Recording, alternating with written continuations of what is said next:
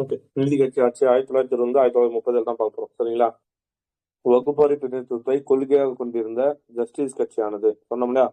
வகுப்பாதி பிரதிநிதித்துவத்தை கொள்கையாக கொண்டிருந்த ஜஸ்டிஸ் கட்சி அந்நாளில் நடந்து வந்த விடுதலை போருக்கு முதல் நம்பர் எதிரின்னு சொன்னது யார் பார்த்தோம்?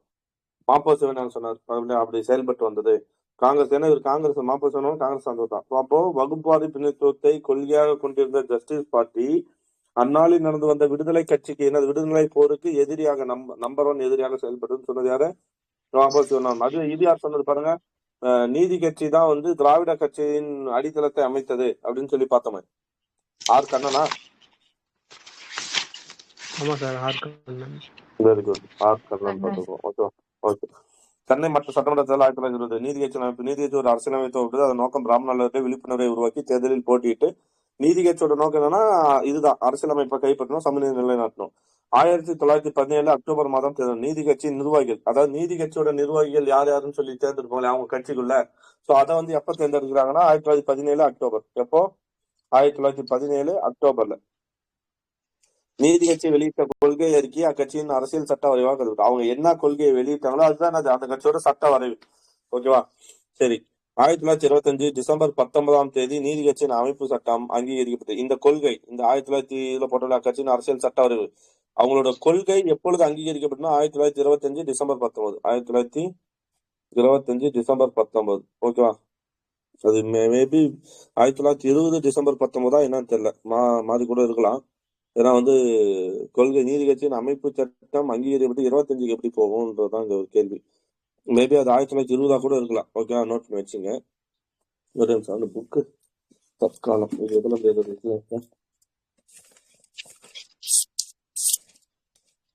நீதி கட்சி ஆட்சிக்கு பின்னுதான் இது. ஓகே, நீதி கட்சி ஆட்சிக்கு முன்னாடி இல்லை. ஓகே சரி, நோட் பண்ணி வச்சு. 1920 அது 20 கூட இருக்கலாம். டிசம்பர் 19 ஞாபகம். 25 நாங்க கொடுத்துருக்காங்க. ஓகேவா? நெக்ஸ்ட் 1925 டிசம்பர் 19 நீதி கட்சியின் அமைப்பு சட்டம். ஓகேங்களா? டிசம்பர் 19 அமைப்பு சட்டம் எப்பொழுது ஏற்றுக்கொள்ளப்பட்டது, அங்கீகரிக்கப்பட்டது 1925 டிசம்பர் 19. ஓகே. அதன் அலுவலகம் மவுண்ட் ரோட்டில் இருந்தது. இதோட அலுவலகம், நீதி கட்சியோட அலுவலகம் மவுண்ட் ரோட்ல இருக்கு. கட்சி கிளைகள் முதலில் சென்னை தொகுப்பு மாவட்ட உறுப்பினர் கட்சி தலைவர் அப்போது மாவட்டங்கள் எழுதி செலுத்த வழக்கமாக கொண்டார். நீதி கட்சி ஒரு தலைவரும். எத்தனை இதோட அமைப்பு? ஒரு தலைவர், 4 துணை தலைவர்களும். ஓகேங்களா?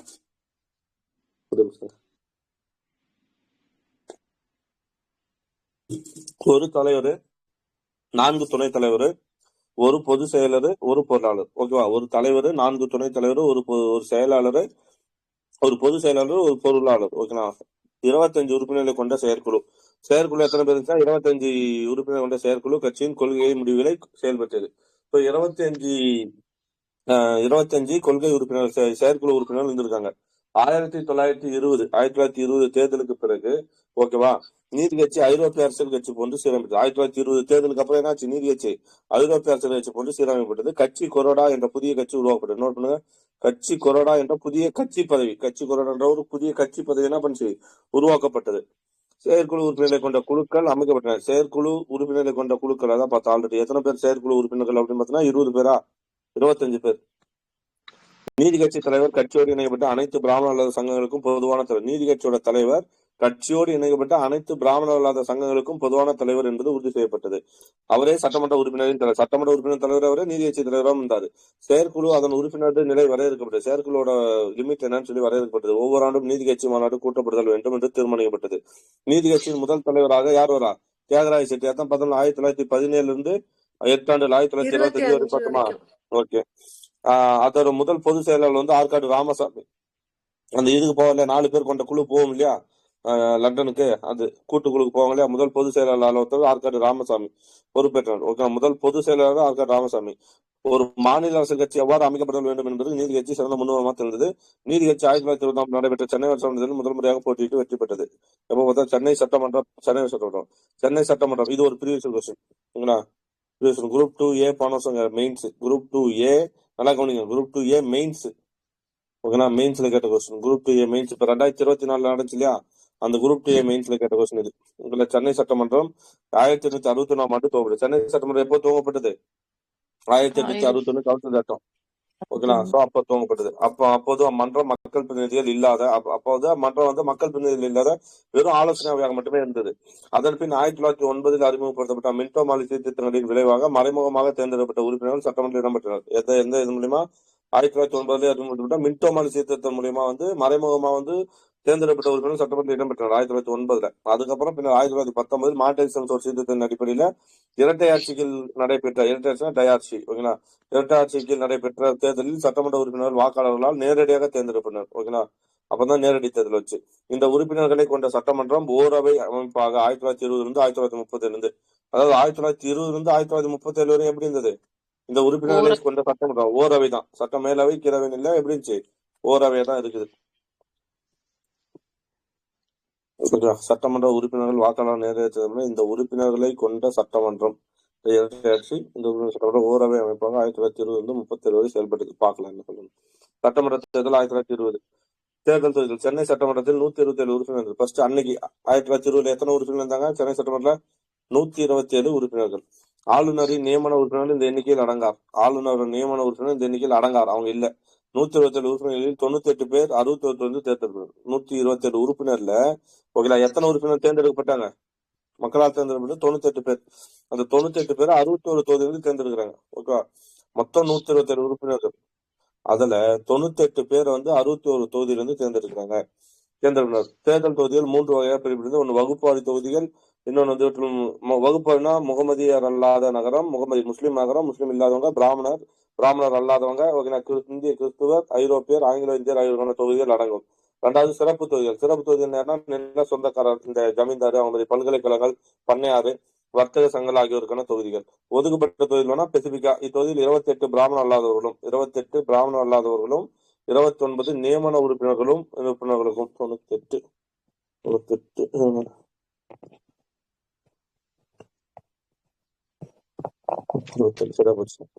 98 பேர் வந்து தேர்ந்தெடுக்கப்பட்டாங்க. அப்ப மீதி எத்தனை பேர் நியமன உறுப்பினர்கள்? 27 பேர் 29 பேர் நியமன உறுப்பினர் வருதா பாருங்க. மொத்தம் 127 உறுப்பினரா? மொத்தம் இடம் 127பா. 127ல எத்தனை பேர் நம்ம ஓட்டு போட்டு தேர்ந்தெடுக்க போறவங்க எத்தனை பேரு? 98 பேரு. அப்ப மீதி எத்தனை பேர் இருக்கு பாரு? மீதி வந்து 29 பேர் வருதா? இந்த 29 பேர் நியமன உறுப்பினர்கள். அந்த நியமன உறுப்பினர் நம்ம எங்கிருந்து எடுக்கிறோம்? நியமன உறுப்பினர்கள் ஓகேங்களா. நியமன உறுப்பினர்கள் வந்து அதான் இத்தொகுதிகளில் 28 பிராமணர் இல்லாதவர்களும் இருக்காங்க. பிளஸ் 29 நியமன உறுப்பினர்களுக்கும் 5 பறையர், பல்லர், வள்ளுவ, மாலா, மாகடியர், சாக்கிலியர், சோத்தியர், செனுமான்கள், அலுவயர் ஆகிய வகுப்பினருக்கும் 5 ஓகே ஒரு தொகுதி பிற்பட்ட தொகுதிகளுக்கும் ஒரு தொகுதியா இருக்கா பிற்பட்ட தொகுதிகளுக்கும் ஒதுக்கப்பட்டன. நியமன உறுப்பினர்களையும் சேர்த்து சென்னை சட்டமன்ற தொகுதி 134. இதுல இருந்து 129 இந்த 28 கூட்டுங்க. 127 வரல 7 8 15 மீது 1 3 5 130 நியமன உறுப்பினர்களும் சேர்த்து 134 வருது. இங்க வந்து 127 இதை கூட 98 ஒரு 29 கூட 127 வந்துச்சு. அப்புறம் எப்படி இன்னொரு 134 134 127 கழிச்சு எவ்வளவு? இன்னொரு 7 இருக்கா? இந்த 7 எப்படி இது 5 இது 5 அதுக்கப்புறம் பிற்பட்ட தொகுதிகளுக்கும் ஒதுக்கப்பட்டன. ஒரு தொகுதி பிற்பட்ட தொகுதிகளுக்கும் ஒதுக்கப்பட்ட நியமன உறுப்பினர் சேர்த்து சென்னை மொத்த 134. சரி, ஆராய்ச்சியெல்லாம் இடம் இல்லை. சென்னை சட்டமன்ற மொத்த எத்தனை உறுப்பினர் கேட்டா 127. அவ்வளவுதான். சென்னை சட்டமன்ற மொத்த உறுப்பினர் 127 உறுப்பினர்கள். அதுல ஆளுநரின் நியமன உறுப்பினர்கள் இந்த எண்ணிக்கையில் அடங்காது. ஆளுநரோட நியமன உறுப்பினர்கள் அடங்காது. 127 பேர் தான். ஆளுநரோட நியமன உறுப்பினர் இல்லாம 127. 127 உறுப்பினர்கள் எத்தனை பேர்? 98 பேர் வந்து 61 தொகுதியில் தேர்ந்தெடுக்கிறாங்க. எத்தனை பேரா ஓட்டு போட்டு தேர்ந்தெடுக்கிறது? எத்தனை பேரை? 98 பேர் தான் ஓட்டு போட்டு தேர்ந்தெடுக்கிறோம். அது எத்தனை தொகுதியிலிருந்து? 61 தொகுதியில இருந்து. ஓகேங்களா. அது தொகுதி வந்து 3 பிரிக்கிறாங்க. ஒன்னு வகுப்பாரி தொகுதி, கேஸ்ட் வைஸா பிரிக்கிறாங்க. இன்னொன்னு வந்து சிறப்பு தொகுதி, ஓகேங்களா, ஸ்பெசிபிக்கா இந்த ஜமீன்தார் அவங்களுக்கு. இன்னொன்னு ஒதுக்கப்பட்ட தொகுதி. 28 தொகுதி வந்து பிராமணர் அல்லாதவர்களுக்கும் 28 தொகுதி பிராமணர் அல்லாதவர்களுக்கும் 29 தொகுதி என்னாவது 29 தொகுதி நியமன உறுப்பினர்களுக்கும். ஓகேங்களா. அடுத்தது வந்து 5 வந்து பறையர், பல்லர், வள்ளுவர், மாலா, மாடிகா, சக்கிலியர், தோட்டியா, செல்மான், அகலூர் போன்ற வகுப்பினருக்கும் ஒரு தொகுதி வந்து பிற்பட்ட தொகுதிகளுக்கும் ஒதுக்கப்பட்டன. நியமன உறுப்பினர்களையும் சேர்த்து எத்தனை பேர் வராங்க?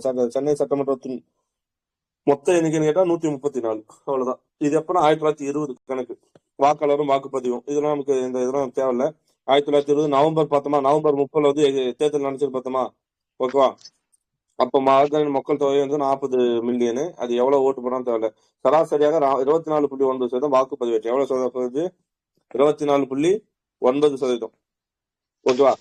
அன்னைக்கு கணக்குல எவ்வளவு வாக்குப்பதிவு பதிவாயிருக்கு? 24 ஏன்னா எல்லாருக்கும் ஓட்டு கிடையாது. ஓட்டு இருந்தவங்கள எத்தனை பேர்னா 24.9% ஓட்டு பதிவாயிருக்கு. ஓகே, இத்தேர்தலில் மக்கள் அரசியல் விழிப்புணர்வு பொது தேர்தல் நேரடியாக பங்கேற்கும் ஆர்வத்தையும் வெளிப்படுத்துவதாக இருந்தது. மயிலாப்பூர் தொகுதியில் மட்டுமே அதிகபட்சமா 52%. இருக்கிறதுல அதிகமான ஓட்டு பதிவாங்கன்னா மயிலாப்பூர்ல 52%. மொத்த ஓட்டுப்பதிவு 24.9. நோட் பண்ணீங்க, 24 கிட்டத்தட்ட 25%. மயிலாப்பூர்ல மட்டும் அதிகம் 52%. சரியா? சொல்லவா? தேர்தல் முடிவுகள். இந்த தேர்தல் காங்கிரஸ் ஒத்துழையாமை இயக்கத்தில் பங்கேற்று சட்டமன்ற தேர்தலை புரிந்து பலமிக்க எதிர்கட்சியின்மையால் நீதி கட்சி எத்தனை பார்த்தோம்? 98ல 63. மொத்தம் 98 தொகுதியில எத்தனை பேரு? 98ல 63. ஓகேவா? இங்க 98 தானே பார்த்தோம். 98 பேர் தான். அப்ப 98 தொகுதியில 63 இடம் என்னது ஜெயிச்சிருது. ஓகேங்களா? அதுக்கப்புறம் ஓகேங்களா 29 தொகுதி என்ன பார்த்தா நியமன உறுப்பினரா 29 127 பேர் சரியா போச்சு. தேர்தல் அதுல வந்து ஆளுநர் வந்து ஒரு 7 பேர் வந்துருவாங்க. ஆளுநரை சேர்த்துதான் ஆளுநர் வந்து ஒரு நியமன உறுப்பினர் சேர்த்துவாங்க. அதை சேர்த்துதான் 137 போல. ஓகேங்களா? சரி, நோட் பண்ணீங்க. அப்போ மொத்தம் 18 உறுப்பினர்கள் ஆதரவை பெற்ற நீதி எண்ணிக்கை 81 இருந்தது. ஓகேங்களா? தேர்ந்தெடுக்கப்படாத 18 உறுப்பினர்கள் ஆதரவை பெற்ற நீதி கட்சி எண்ணிக்கை 81 இருந்துச்சு. இந்த 63 இங்க ஒரு 18 பேர் நியமன உறுப்பினர்களோட பங்கு இவங்களுக்கு கொடுத்துறாங்க. அப்படி கொடுத்தா மொத்தம் 81 விழுந்தது தேர்ந்தெடுக்கப்படாத நியமன உறுப்பினர்கள். மொத்தம் ஓகேவா 98 63 போதும். நெக்ஸ்ட் போலாம்.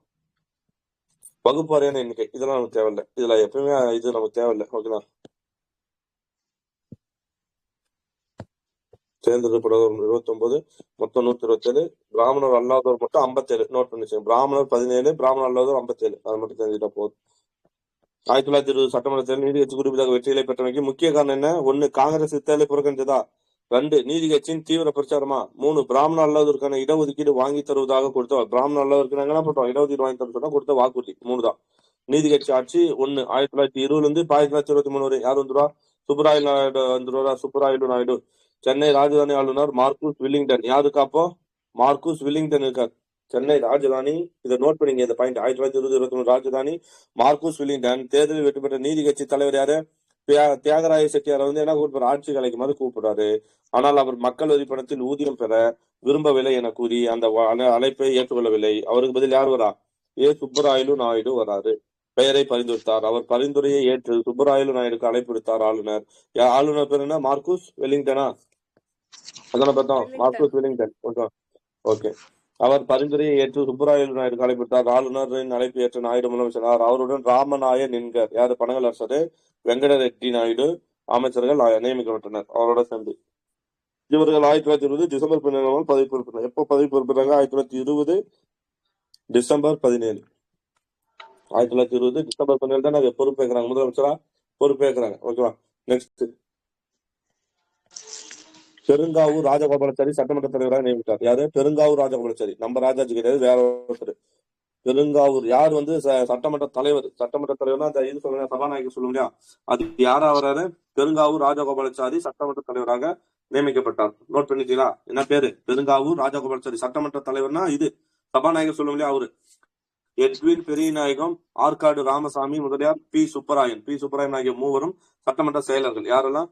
சட்டமன்ற தலைவர் வந்து பெருங்காவூர் ராஜகோபாலாச்சாரி. செயலாளர் யாருன்னு பார்த்தோம்னா யார் வரா? பி சுப்பராயன் எல்லாம் நீதி கட்சியில் தான் இருக்கிறார். எட்வின் பெரியநாயகம், ஆற்காடு ராமசாமி. ஓகேங்களா? எட்வின் பெரியநாயகம், ஆற்காடு ராமசாமி. ஞாபகம் வச்சுக்கோங்க. ஓகேங்களா? 3 பேரும் பெரியநாயகம், ராமசாமி, சுப்பராயன் 3 சட்டமன்ற செயலாளர்கள். Sir Lionel Davidson. இதை வந்து ஒரு பொறுத்து மாதிரி எழுதுங்க. நான் சொல்றது லியோனல் டேவிட்சன் உள்துறை அமைச்சர். யாரு?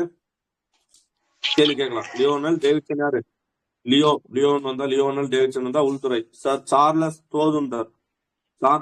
சார்லஸ் ஆங்கில சார்லஸ்னா நிதி. ஓகேங்களா? சார்லஸ் தோதுண்டர். லியோனல்னா உள்துறை, சார்லஸ்னா என்னது? நிதி. முகமது அபியுல்லா வந்து வருவாய். முகமது அபியுல்லா வந்து ஒரு முஸ்லீம் வந்து வருவாய். முகமது அபியுல்லா. ஓகே. சீனிவாச ஐயங்கார் சட்டம்.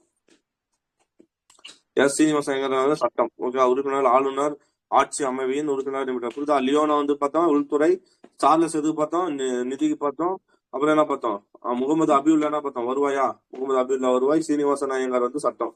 ஆளுநர் ஆட்சி அவையின் உறுப்பினர்களாக நியமிக்கப்பட்டனர். பகதூர் அமைச்சரவையில் பிராமணர் அமைச்சராக நியமிக்கப்பட்ட பிராமணர் யாரு? சீனிவாச ஐயங்கார் வர்றாரா? சீனிவாச ஐயங்கார் பிராமணர் ஆனா வந்து சீனிவாசன் ஐயர் ஒரு பிராமணர். அப்ப நீதி கட்சியில ஒரு பிராமணர் அமைச்சர் நியமிக்கப்பட்டது குறிப்பிடத்தக்கது. 1921 ஜூலை 11 உடல்நிலை காரணமா சுமந்திரப்போ பதவி ஜூலை 11 1921 ஜூலை 11 நோட் பண்ணி வச்சுங்க டேட்டை. மக்கள் தொகை தினமா 1921 ஜூலை 21 எப்ப பதவிக்கு வந்தார் அவரு? 1920 டிசம்பர் 17 டிசம்பர் 12 ஜூலை 12 வரை ஆட்சியராரு. அப்புறம் நின்றாரு. அது போல பனகல் அரசர் ராஜா பனகல் வராரு. ராமநாயன் என்கிறார். ஏவி பாட்ரோ கல்வி அமைச்சரானார். அப்ப கல்வி அமைச்சர் யாரு? கல்வி அமைச்சர் அதுக்கடுத்து ஒரு கல்வி அமைச்சர் யாரு? ஏவி பாட்ரோ. ஏபி பாட்ரோ கல்வி அமைச்சர் ஆனார். நீதி கட்சியின் முதல் அமைச்சரவை 1923 செப்டம்பர் 11 எண்ணிலிருந்து 1920 டிசம்பர் 17 1923 11 வரை என்ன பண்ணுது? சரியா? போல மாட்டுது. கல்வி ஏபி பாட்ரோ. பேசுறது கேக்குதா இல்லையா? கேக்குது சார், கேக்குது சார். இந்த எஸ் சீனிவாச ஐயங்கார் பார்த்தோம்ல, ஆமா, அவர் வந்து இந்த ஒத்துழையாமை இயக்கம் அப்ப அட்வொகேட் ஜெனரல் அந்த பதவியை வந்து இவர்தான் முன்னாள் நீதிபதியும்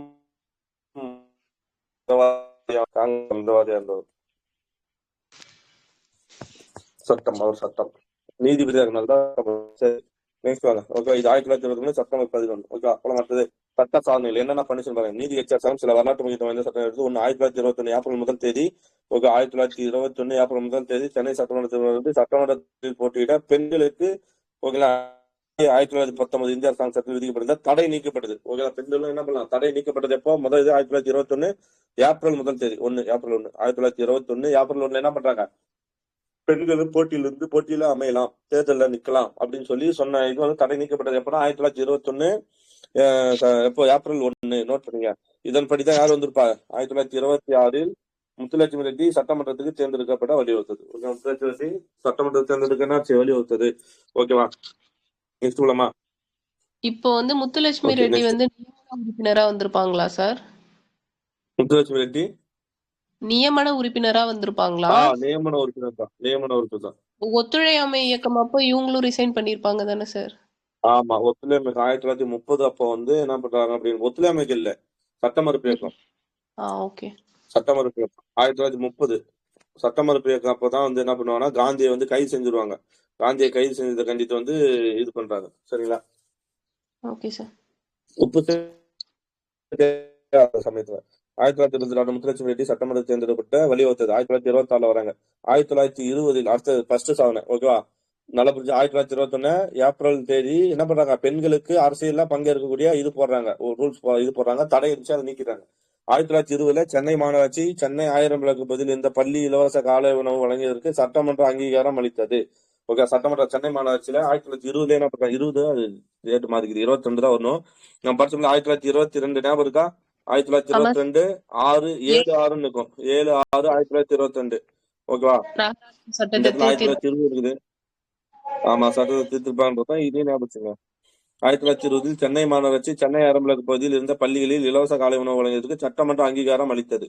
1921 தான் அரசாங்கமே அமைது. சரி, நோட் பண்ணீங்க இருக்குதுன்னு வச்சுங்க. இதுவே பின்னர் மத்திய உணவு திட்டமாக இருந்தது. பஞ்சமர் தீண்டத்தகாதோர் ஹரிஜன் என்று முத்திரை குத்தி சமுதாயத்தில் ஒதுக்கி வைத்த மக்கள் ஆதி திராவிடர் என்று அழைக்கப்பட்டு சமுதாய அந்தஸ்து அளிப்படுது. ஆமா, நம்ம நேற்று பார்த்தோம் இல்லையா? 1922 ஓகேங்களா, யாரு மசோதா கொண்டு வந்து ஜனவரி 11 ஏதோ டேட் பார்த்தோமே, ஜனவரி 11 ஜனவரி 10 பாருங்க, கொண்டு வந்திருப்பாரு சார். இல்ல எம்சி ராஜா கொண்டு வந்திருப்பாரு பாருங்க, நல்லா பாருங்க. எம்சி ராஜா கொண்டு வந்திருப்பாரு. நேற்று எழுந்த நோட்ஸ் இருக்கா? Very good. ரெட்டைவாலை வந்து 1923 தான் வருவாரு. எம்சி ராஜா வந்து 1922 வந்துருவாரு பாருங்க. ஃபர்ஸ்ட்லயே வந்துருவாரு, 20ல செலக்ட் ஆயிருப்பாரு. இந்த டேட்டா இருக்கா பாருங்க.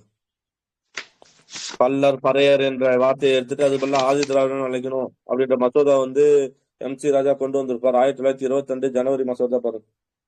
24 25 யாரும் எழுதலையா நேற்று? சரி, செக் பண்ணி பாருங்க. ஓகேவா? செக் பண்ணி பாருங்க. என்று அழைக்கப்பட்டு சமுதாயத்தை தள்ளிவிட்டது. உள்ளாட்சி அமைப்புகள் சட்டம். இது சொன்ன இதுதான் நம்ம உள்ளாட்சி அமைப்புகள் சட்டம். ஓகேங்களா 1920 ரொம்ப ரொம்ப இம்பார்ட்டன்ட் நோட். ஓகேங்களா நோட் பண்ணுங்க. உள்ளாட்சி அமைப்புகள் சட்டம் எப்போ 1920. ஓகேவா எழுதிங்க. அது அது உள்ளாட்சி அமைப்புகள் சட்டம் மசோதா வந்து சொல்லுங்க சொல்லுங்க. ஜனவரி 1923ல கொண்டு வந்திருப்பாங்க சார். 1923 1923 ஜனவரி 20. ஜனவரி 20. ஓகே 1923 ஜனவரி 20 சரிங்களா. MC ராஜா. ஓகே ஓகே 1923 ஜனவரி 20 நோட் பண்ணி வச்சுங்க. அந்த அதுதான் இது ஓகேங்களா. தீண்டத்தகாத அரிஜன் என்ற முத்திரை சமுதாயத்தில் ஒதுக்கி வைக்கப்பட்ட மக்கள் ஆதிராவிடர் என்று அழைக்கப்பட்டு சமுதாய அந்தஸ்து அளிக்கப்பட்டது. உள்ளாட்சி அமைப்புகள் சட்டம் ஓகேங்களா. லோக்கல் போர்டு ஆக்ட் வந்து 1920. ஓகே அது ஞாபகம். அது வந்து சார் மாவட்ட தாலுகா சார் ஒரு பஞ்சாயத்து நிமிஷம். அந்த ஆ பறையர் பல்லர்னு இல்லாம ஆதி திராவிடர்னு சொல்ல சொன்னது தானே சார்? ஆமாமா அந்த இதுல நான் ஜனவரி 20 1922ன்னு எழுதியிருக்கேன் சார் நோட்ல.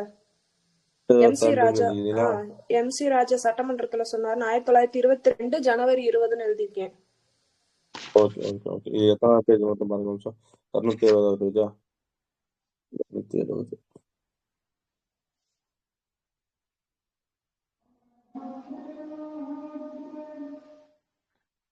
அந்த எக்ஸ்ட்ரா நோட்ஸ்ல இருந்து நீங்க பார்த்து சொன்னீங்க சார் அந்த நோட் அந்த பாயிண்ட். ஓ அதெல்லாம் சொன்னா இதுல இல்ல.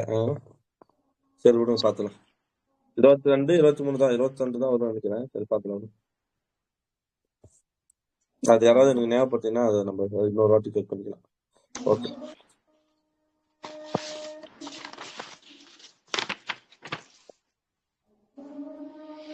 சரி அடுத்தது. இப்போ ஒண்ணு என்னது 1920 சென்னை மாநகராட்சி 1000 இது கொடுத்தாங்க. அடுத்து வந்து 1920 என்னன்னா உள்ளாட்சி அமைப்புகள் சட்டம். இது ஒரு ப்ரீவியஸ் கொஸ்டின் தான் ஓகேங்களா. உள்ளாட்சி அமைப்புகள் சட்டம் எப்போ வருது? லோக்கல் போர்ட்ஸ் ஆக்ட் வந்து 1920. மாவட்ட தாலுகா பஞ்சாயத்து நிறுவனங்களுக்கு சுயேட்சையாக இயங்கக்கூடிய மாவட்ட தாலுகாவட்டும் பஞ்சாயத்து நிறுவனங்களுக்கு சுயேட்சையாக இயங்கக்கூடிய அதிகாரத்தை கொடுத்தது. நோட் பண்ணுங்க எப்ப அது உள்ளாட்சி அமைப்புகள் சட்டம் 1920 ஓகேங்களா. இச்சட்டம் உள்ளாட்சி அமைப்புகளின் முக்கியத்துவத்தை அடிக்கோடிட்டு காட்டியது. உள்ளாட்சி அமைப்பு சட்டம் மறந்துடாதீங்க ப்ரீவியஸ் கொஸ்டின். இச்சட்டம் உள்ளாட்சி அமைப்பு முக்கியத்துவத்தை அடிக்கோடிட்டு காட்டியது. இந்த அமைப்புகளான தேர்ந்தெடுக்கப்பட்ட உறுப்பினர்களின் எண்ணிக்கை அதிகரித்ததோடு அதிகாரிகளுக்கு இவற்றின் மீது இருந்த ஆதிக்கத்தை குறித்தது. இது வந்து என்னன்னா தேர்ந்தெடுக்கப்பட்ட உறுப்பினர்களின் எண்ணிக்கை அதிகரிச்சு. அப்ப அதிகாரிகளுக்கு இவற்றின் மீது இருந்த ஆதிக்கத்தை குறித்தது. 1922 டிசம்பர் 18ஆம் நாள் 1922 டிசம்பர் 18 இந்து சமய அறக்கட்டளை சட்ட மசோதா சட்டம் 1922 நிறைவேற்றப்பட்டது. நோட் பண்ணுங்க. இந்து சமய அறக்கட்டளை சட்ட மசோதா யாரு அப்படின்னா 1922 டிசம்பர் 18 என்ன சொல்றாங்க? இந்து மசோதா சட்டம் இருக்கு இல்லையா. இந்து மசோதா இது அது என்ன அறநிலைத்துறை மசோதா அறநிலை சட்டம் அதுதான். அது எப்போ மசோதா கொண்டு வரப்போது? 1922 பனகலாசோட காலத்துல டிசம்பர் 18. சிறுபான்மையினர் உரிமை தினம் எப்படின்னா டிசம்பர் 18. ஓகேவா அது ஞாபகம் வச்சுங்க. ஓகேவா மசோதா 1922ல கொண்டு வந்து 25ல சட்டம் 25ல வந்து நிறைவேற்றப்பட்டது. ஓகேங்களா நோட் பண்ணீங்க. 1922 டிசம்பர் 18 டேட் வந்து விட்டது. டிசம்பர் 18 நாள் இந்து சமய அறக்கட்டளை சட்ட மசோதா இச்சட்டம் 1922 நிறைவேற்றப்பட்டது. யாருன்னா பனகலாசோட காலத்துல ரெண்டுமே. இந்த சட்டத்தின் மூலம் சென்னை ராஜதானியில் உள்ள அனைத்து இந்து கோயில்களும் அரசாங்க நேரடி கட்டுப்பாடு கீழ் கொண்டு வந்து சட்டம் அரசாங்கத்தின் சட்ட இது சொல்றாங்க. பின்னர் இது சம்பந்தமாக கொண்டு வரப்பட்ட சட்டங்களுக்கு முன்மாதிரி சட்டமாக அமைந்தது. ஓகேவா அடுத்து வந்து சட்ட அந்தஸ்து அளித்தது. பின்னர் இது சம்பந்தமாக கொண்டு வரப்பட்ட சட்டங்களுக்கு இது முன்முறை அமைந்தது. முதல் நீதி கட்சி அரசாங்கம் கொண்டு வந்த இந்த 5 சீர்திருத்தங்களும் அடிப்படை முக்கியத்துவம் வாய்ந்தவை. இந்த 5 சீர்திருத்தம் எது? ஒண்ணு வந்து பெண்களுக்கு இதில் நீக்கந்து. ரெண்டாவது வந்து சென்னை மாநகராட்சி 1000 விலைக்கு பதில மதிய உணவு இது கொடுத்தது. காலை உணவு இலவச காலை உணவு வழங்கியதற்கு காலை உணவு இது ஓகே ஓகே இலவச காலை உணவு வழங்கி சட்ட அங்கீகாரம் அளித்தது. இதுவே பின்னர் மதிய உணவு திட்டமாக இருந்தது. பஞ்சம தீண்டத்தகாத அரிஜன் என்ற வார்த்தையை எடுத்தது. உள்ளாட்சி அமைப்பு சட்டம் 1920 பார்த்தோம். அதே மாதிரி வந்து 1922 டிசம்பர் 18 இந்த அறக்கட்டளை ஓகே 1922 சட்டம் வச்சு. இது 5 ஃபர்ஸ்ட் இதெல்லாம் முக்கியமானது. தாழ்த்தப்பட்டவருக்கு தனி அதிகாரி சட்ட நிறைவேற்ற மட்டும் போதாது அவை செம்மையா நிறைவேற்றப்படும். குறிப்பாக நீதி கட்சி தாழ்த்தப்பட்ட நலனில் சிறப்பு கவனம் செலுத்தி அவர்களை நலனை பாதுகாப்பதற்காக ஐசிஎஸ் அதிகாரியை கமிஷனர் லேபர் கமிஷனர் ஐசிஎஸ் அதிகாரி நியமித்தது. அவர் யாரு? அவர் பேர் சொல்லிடும் பரவாயில்ல. ஐசிஎஸ் அதிகாரி கமிஷனர் லேபர் கமிஷனர் நியமித்தது. அவர் தாழ்த்தப்பட்ட ஆதிவாசி மலைவாழ் மக்கள் போன்ற உரிமையிலும் நலத்திலையும் பாதுகாத்து நிறைவேற்ற பொறுப்புடையவர். அவர் மேற்கண்ட வகுப்புக்கு வீட்டுமனை வழங்கினார். என்னென்ன வழங்கினாங்க? வீட்டுமனை கூட்டுறவு கடன் சங்கம் துவக்கினார். குடிநீர் வசதி இது கொடுத்தார். பொது நிலத்தை குறைந்த வாடகைக்கு வழங்கினார். குழப்பங்கள் இது குடிப்பழத்திலிருந்து விடுபடுமாறு ஊக்குவித்தார். சாதி இந்துக்களின் எதிர்ப்பிலிருந்து பாதுகாத்தார். அரசாங்க நிலத்தை விவசாயத்துக்காக ஒதுக்கினார். இவர்கள் பிரதான பாதையை எளிதில் அடைவதற்கான கிளை பாதைகளை போட்டு கொடுத்தார். பெண்களுக்கு என கழிப்பறை கட்டி கொடுத்தார். ஏழை வீடு கட்டிக்கொள்ள 20 சென்ட் நிலம் இலவசமாக கொடுத்தார். ஏழைகள் வீடு கட்டிக்கொள்ள 20 சென்ட் இலவசமாக கொடுத்தார். மரகன் நடப்பின மிக குறைந்த விலையில் வீட்டு மனைகள் கொடுக்கப்பட்டன. தாழ்த்தப்பட்டவர்களுக்காக தனி அதிகாரியை நியமித்தது நீதி கட்சியோட ஒரு மகத்தான சாதனை. ஓகேவா. நெக்ஸ்ட் நீதி கட்சி 2 1920 23. ஓகேவா. இதில் தான் 2 பிரிவா பிரியுது. நீதி கட்சி முதல் 3 ஆண்டுகள் ஆட்சியின் போது பல முக்கிய சமுதாய சமயம் கல்லாட்சி வகுப்பாரி பிரித்துவ திட்டங்கள் நிறைவேற்றிய போதிலும் கட்சிக்குள் ஒற்றுமை இல்லாமயிற்று. கட்சி அதிருப்தியாளர்கள் அரசாங்க எதிர்ப்பு குழுவினர் என்று கூறிக்கொண்டு கட்சியில அதிருப்தியாளர்கள் என்ன பண்றாங்க, அதுல இருக்கிற அரசாங்கத்தை எதிர்க்கிறாங்க. அரசாங்க எதிர்ப்பு குழுவினர் உள்குழு ஒண்ணு உருவாகுது என்று கூறி செயல்படுறார்கள். அதுல யார் வந்துருவா? சி நடேசன். நான் பார்த்தோமா, சி நடேசன் எப்ப ஜெயிப்பாரு? சட்டமன்ற எம்எல்ஏ வராரு 1923 தான். 23 தேர்தல் தான் பார்த்தோம், ஞாபகம் இருக்கா? ஆனாலும் என்ன பண்ணாரு, பனகல் அரசர் அமைச்சரவை இது பண்ணாம இல்ல அப்படின்னு விமர்சனம். பார்த்தோமா, ஞாபகம் இருக்கா? ஆமா. சி நடேசன் முதலியார், டி ஏ ராமலிங்கம் செட்டியார், சிஆர் ரெட்டி. ஓகேனா. சி நடேசன் முதலியார், டி ஏ ராமலிங்கம் செட்டியார், சிஆர் ரெட்டி, பி சுப்பராயன் அதுதான் குழுவின் பிரதான பிரமுகர்கள். எந்த குழு? அரசாங்க எதிர்ப்பு குழு. நீதி கட்சியில இருந்துகிட்டே அரசாங்கத்தை எதிர்த்த குழுக்கு பேர் அரசாங்க எதிர்ப்பு குழு. சி நடேசன் முதலியார், டி ஏ ராமலிங்கம் செட்டியார், ஓகேவா, சிஆர் ரெட்டி, பி சுப்பராயன் போன்றோர் இக்குழுவின் பிரதான பிரமுகர்கள். இவர்கள் நீதி கட்சி தலைவர் தியாகராஜ செட்டி மீது கீழ்கண்ட குற்றச்சாட்டுகளை சுமத்தினர். அப்ப யாரு இது? நீதி கட்சியோட தலைவர் அவர் தானே, தியாகராஜ செட்டி தானே. அவரை குற்றச்சாட்டுகள் பண்றாங்க. 1, பிறரை கலந்து ஆலோசிக்காத எதிர்ச்சதிகார தலைமை. 2, பிற்படுத்தப்பட்ட உறுப்பினர்களை விட உயர் சாதி உறுப்பினருக்கு சாதமா செயல்படுறாரு. ஒரு பக்கம் சாதமா செயல்படுறாரு. நம்ம ஒரு பக்கம் பார்த்தோம்ல, இவர் மேல நிறைய குறை இருந்துச்சுன்னு சொன்னது யாரு? இவர் மேல குறை சொன்னது யாரு? இவரை இல்ல, இவர் நீதி கட்சியோட அந்த இதை நிறைய இப்ப என்ன சொல்றோம், மாண்டேக் செம்ஸ் போர்டோட வாதிட்டு, ஓகேவா, அந்த அந்த அறிக்கையில இதை சேர்த்தனாரு, வகுப்பாதி பிரிவு சேர்த்தந்து அப்படின்னு சொல்லி இன்னொருத்தர் பாராட்டிருப்பாரு. ஞாபகம் இருக்கா பாருங்க. ஒண்ணு ராமசாமி, ஆர் ராமசாமி. ஃபர்ஸ்ட் சொன்னது ஆர் கண்ணன். Very good. இவரை குறை சொன்னது ஆர் கண்ணன். எல்லாரும் குறை சொல்றாங்கன்னு சொன்னது ஆர் கண்ணன். இவரை பாராட்டினது யாருன்னா ராமசாமி. கரெக்டா? ஆர் ராமசாமி. ஓகே. பிற்படுத்தப்பட்ட உறுப்பினரின் நலனை விட உயர்ஜாதி உறுப்பினர்கள் சாதமாக செயல்படல். ஓகேவா. அடுத்து ஒத்துழையாமை இயக்கத்தை விரும்புகரம் கொண்டு அடக்கிய பிரிட்டிஷ் அரசாங்கத்தின் செயலை இவர் ஆதரிச்சாரு. ஒத்துழையாமை இயக்கத்தை ஆதரிச்சாரு. இரும்புகரம் அடக்கிய பிரிட்டிஷ் அரசாங்கத்தை ஆதரிச்சாரு. முதல் நீதி கட்சி அமைச்சரவையில் தமிழருக்கு இடம் கொடுக்க. முதல் நீதி அமைச்சர் யாரு? சுப்பராயல். யாரு? அதுல யாருமே தமிழர் இல்ல முதல் அமைச்சரவையில. முதலமைச்சர் சுப்பராயலு. ஓகேவா. ஆமா, தெலுங்கு தலைவர் சுப்பராயலு முதலமைச்சர். அப்புறம் அதுல எல்லா பேருங்களும் பார்த்தா ஆங்கிலேயரு, தெலுங்கு அவள்தான் வராங்கல்ல. சோ அமைச்சரில் தமிழருக்கு இடம் கொடுக்காமை. அப்போ முதல்ல நம்ம யாருமே இல்ல. இச்செயல் தமிழர் தலைவரிடம் மிகுந்த மனக்கசப்பை ஏற்படுத்தது. அவர்கள் முதல் அமைச்சரவை தெலுங்கர்களே ஆக்கிரமித்துக் கொண்டதாக குற்றம் சொன்னார். எனவே நீதி கட்சிக்குள் இரு கோஷ்டிகளாக எதுவும் புதினமாக செயல்பட்ட கட்சி பலவீனம் அடைந்தது. இதுலதான் யார் வரா? சுயராஜ கட்சி. 1920 தேர்தல் தேசிய காங்கிரஸில் பெரிய தகுதி ஏற்படுத்தி காந்தி ராஜாஜி போன்றவர் காங்கிரஸ் தேர்தல்களில் பங்கேற்கக்கூடாது என்பதில் காந்தி ராஜாஜி எல்லாமே. ஓகேவா. ஆனால் சித்தரந்தாஸ், மோதிலால் நேரு போன்றவர் காங்கிரஸ் தேர்தல் பங்கேற்பதான அவர் தீர்மானத்தை 1922 நோட் பண்ணுங்க. அந்த தீர்மானத்தை எப்ப ஏற்றாங்க? அதற்கான தீர்மானத்தையும் செப்டம்பர் 7ஆம் தேதி நிறைவேற்றினார். யாரு? மோதிலால் தாஸும் சித்தரந்தாஸும் நம்ம தேர்தலில் பங்கேற்கிறோம் அப்படின்னு தீர்மானத்தை ஏற்றது எப்போ? 1922 செப்டம்பர் 7. சோ இவர் காங்கிரஸுக்குள் என்ன பண்றாரு? சுயராஜ கட்சின்ற ஒரு அமைப்பு அதான் பார்த்தோம். சுயராஜ கட்சி 1921 ஜனவரி 1 பதிவு செய்யறாரு. சட்டமன்ற தேர்தல் 1921. இப்போ நீதி கட்சியின் முதல் ஆட்சி 1923 செப்டம்பர் 11ஆம் தேதி முடிஞ்சா. அதான் பார்த்தோம். 1920 டிசம்பர் 12 தொடங்குறாங்க. 1923 செப்டம்பர் 11 முடிதா. சோ சட்டமன்ற தேர்தல் 1923 அக்டோபர் 31ஆம் நாள் நடத்தப்பட்டது. ஃபர்ஸ்ட் தேர்தல் எப்ப நடந்துச்சு? 1920 நவம்பர் 30 நடத்தப்படும். ஓகேவா. இது எப்ப நடத்தப்படுதுன்னா 1923 அக்டோபர் 11 நடத்தப்படுது. அடைமழையும் வெள்ளமும் தேர்தல் உரிய நாளில் முடிவதில் காலதாமதம் இருக்கு. மழை அப்ப நிறைய மழை வெள்ளம் வந்ததுனால தாமதம் ஆயிடுச்சு. தேர்தல் நவம்பர் 10ஆம் தேதி முடிவிட்டு அக்டோபர் 31 ஸ்டார்ட் ஆகி எப்ப முடிஞ்சு? நவம்பர் 10 முடியுது. ஓகே. 17 தொகுதிகளில் 20 உறுப்பினர்கள் போட்டியின்றி தேர்ந்தெடுக்கப்படும். 17 தொகுதியில் 20 உறுப்பினர்கள் என்ன பண்றாங்க? போட்டியின்றி தேர்ந்தெடுக்கப்பட்டனர். ஓகேவா. சரி, 17 தொகுதியில் 20 பேர் போட்டியின்றனர். 44 தொகுதியில் மட்டுமே தேர்தல் நடைபெற்றது.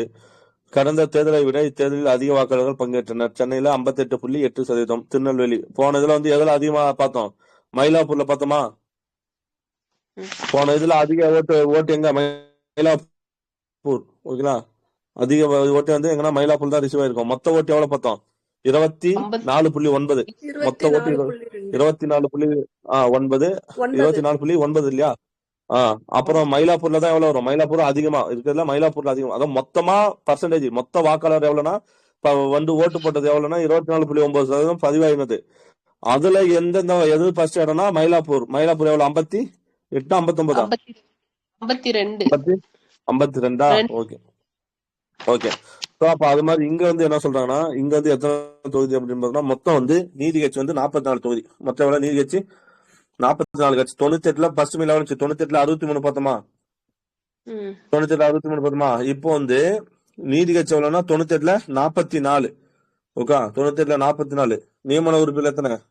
நியமன உறுப்பினர் தான் 17. 17 தொகுதியில 20 உறுப்பினர் பார்த்தோமா? போட்டியின்றி ம். தேர்ந்தெடுக்கப்பட்டனர். ஓகே, போட்டியின்றினா அப்ப நியமன உறுப்பினர் அர்த்தம். அது வந்து 17 பேர். ஓகேவா? நியமன உறுப்பினர் 17 பேர். அதுக்கப்புறம் நீ அப்ப சுயராஜ் கட்சிக்கு வந்துச்சா புதுசா? சுயராஜ் இதுல போட்டுச்சா? அப்ப சுயராஜ் கட்சி எவ்வளவு இதுல பேரு? சுயராஜ் கட்சி வந்து 42 தேர்தல் வாக்காளர்கள் பங்கேற்றனர். ஓகே, சுயராஜ் கட்சி வந்து 11 இடம். சுயராஜ் கட்சி 11 இடம். ஓகே, அரசாங்க எதிர்ப்பாளர்கள் இதுக்கு ஆப்போசிட்டா எதிர்த்தவங்க வந்து 37. அதனாலதான் அது பிரிஞ்சிருச்சு போல. அரசாங்க எதிர்ப்பாளர்கள் எவ்வளவு? 37 பேர். இவங்களே கண்டிச்சு எதிர்த்தவங்க 37 பேர். 37 தொகுதி. ஓகேவா? மொத்தம் 98 தொகுதி. ஓகேவா? சோ அப்ப 44. ஓகேவா? அடுத்தது வந்து சுயராஜ் கட்சி 11. அரசாங்க எதிர்ப்பாளர்கள் நோட் பண்ணீங்க 37. ஓகேவா? சுயேட்சை வந்து 6. அப்புறம் வந்து நியமன உறுப்பினர் 17. ஸோ அவ்வளவுதான். ஓகே, இங்க அதிகமா ஓட்டு பதிவான இடம் வந்து 44 தொகுதியில் மட்டுமே தேர்தல் நடைபெற்று கடந்த தேர்தலை விட இத்தேர்தலில் அதிக வாக்காளர் பங்கேற்றனர். சென்னை நகரில் ஓகேங்களா எங்க 58.8%, திருநெல்வேலி பாளையங்கோட்டை நகரில் 77.7%. ஓகே, வட ஆற்காடு கிராம தொகுதி 58.8%. சென்னையிலும் வட ஆற்காடு கிராம பகுதியிலும் எவ்வளவு வருது? 58.8. ஓகே, திருநெல்வேலி பாளையங்கோட்டையில் தான் அதிகம் 77%. ராஜதானி சராசரி சென்னை ராஜதானி சராசரியோட ஓட்டு எவ்வளவு? அப்போ இதோட சராசரியோட வாக்குப்பதிவு சென்னையில மட்டுமே சராசரி வாக்குப்பதிவு 36.2. ஓகேவா? மணப்பாறை மண்டல 58 2 சென்னை நகர்லயும் ஆற்காடுல மட்டுமே 58. இதுல என்ன பார்த்தோம்? திருநெல்வேலி பாளையங்கோட்டையில வந்து 77. சரிங்களா? மொத்த சராசரி சென்னையில மட்டும் சராசரி பார்த்தோம்னா 36.2. அவ்வளவுதான். போல மற்றது தேர்ந்தெடுக்கப்பட்ட வகுப்பறை ஒதுக்கீடு பங்குடு நமக்கு அது தேவையில்லை. வகுப்பறை ஒதுக்கீடு தேவையில்லை. 1990 நீதி கட்சிக்கு பெரும் பின்னடைவு ஏற்பட்டது. கரெக்டா? ஏன்னா 48 தானே ஜெயிச்சுக்கிறாங்க. அதற்கான காரணங்கள் கட்சிக்குள் ஏற்பட்ட கருத்து வேறுபாடு பார்த்தோமா? ஒன்னு நீதி கட்சி பலவீனப்பட்டது. நடேச முதலியார், MC ராஜா, கந்தசாமி கட்சி தலைமை வெளிப்படையாக விமர்சனம் பார்த்தோமா? நடேச முதலியார், MC ராஜா, கந்தசாமி செட்டியார் யாரு பார்த்தோம்? மாண்டேக் செல்ஸ் போர்டுகிட்ட போயிட்டு நீதி கட்சி சார்பாக அறிக்கை சமர்ப்பித்தவர் போன்றோர் கட்சி தலைமையை வெளிப்படையாக விமர்சித்தனர். முதலமைச்சரவையில் தமிழருக்கு இடம் கொடுக்காமல் ஏற்பட்ட ஏமாற்றம் தென் தமிழ்நாட்டு பகுதியில் நீதி கட்சி வேட்பாளர் தோல்வியடைவதற்கு காரணமாக இருந்தது. சுயராஜ கட்சி நீதி கட்சிக்கு பிரதான பலமிக்க எதிர்கட்சியாக உருவெடுத்தது. கட்சி புசலால் நீதி கட்சியின் தேர்தல் பிரச்சாரம் பலமிழந்துவிட்டது. சுருங்க கூறின் 1923 சட்டமன்ற தேர்தல் நீதி கட்சியின் சரிவுக்கான அடையாளம். ஓகே, எது சரிவுக்கான அடையாளம்? நீதி கட்சியோட சரிவுக்கான அடையாளம் 1923 பனகல் அரசர் ஆட்சி அரசாங்க அமைப்பு. தேர்தல் முடிந்த பின் ஆளுநர் வெல்லிங்டன் மீண்டும் வர மார்க்வஸ் வெல்லிங்டன் நீதி கட்சி அரசாங்க அமைப்பதற்கு அழைப்பிவிட்டார். தியாகராய செட்டியின் பரிந்துரையின் பேரில் பனகல் அரசர் முதலமைச்சராக நியமித்தார். யாரோரா? பனகல் அரசர். AP பாட்ரோ அமைச்சரவையில் இடம் பெற்றார். AP பாட்ரோ முன்னே பார்த்தோம். என்ன பார்த்தோம்? கல்வி அமைச்சரா இருந்தாரா? AP பாட்ரோ ஃபர்ஸ்ட் பனகல் அரசர் வருவாரு. வந்த பின்னாடி கல்வி அமைச்சரா மாற்றப்படுவார் பார்த்தோம். கல்வி ஆமா, கல்வி அமைச்சர். கூர்ம வெங்கடரெட்டி நாயுடுக்கு பதில் தமிழ் சட்டமன்ற உறுப்பினர் TN சிவஞானம் இடப்பட்டார். கூர்ம வெங்கடரெட்டி KV ரெட்டி பதில் யார் வரா? பந்தாட்டி தமிழ் நோட் பண்ணுங்க. அவரு பதிலா நியமிக்கப்பட்ட தமிழ் சட்டமன்ற உறுப்பினர் யாருன்னே கேட்கலாம். TN சிவஞானம். யார் பேர்? அவர் பேரு தமிழ். இவர் வந்து தமிழ். ஓகேவா? 1923 நவம்பர் 19ஆம் தேதி நீதி கட்சியின் 2ஆம் அமைச்சரவை. அப்போ ஃபர்ஸ்ட் அமைச்சரவை அப்போ 1920 டிசம்பர் 17 ஸ்டார்ட் ஆகி 1923 செப்டம்பர் 11 முடியுது. 2ஆம் அமைச்சரவை 1923 November 19.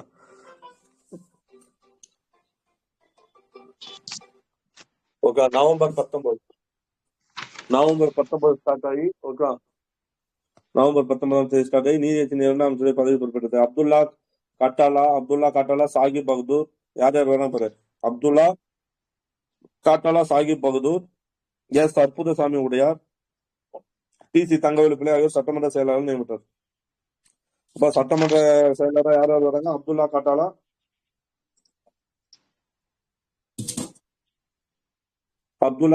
Sahib Bahadur, S Arputhasamy, T Thangavelu பிள்ளை செயலாளர் நியமித்தார். ஆளுநரின் புதிய ஆட்சிக்குழுவில் CG தோதுந்தர்.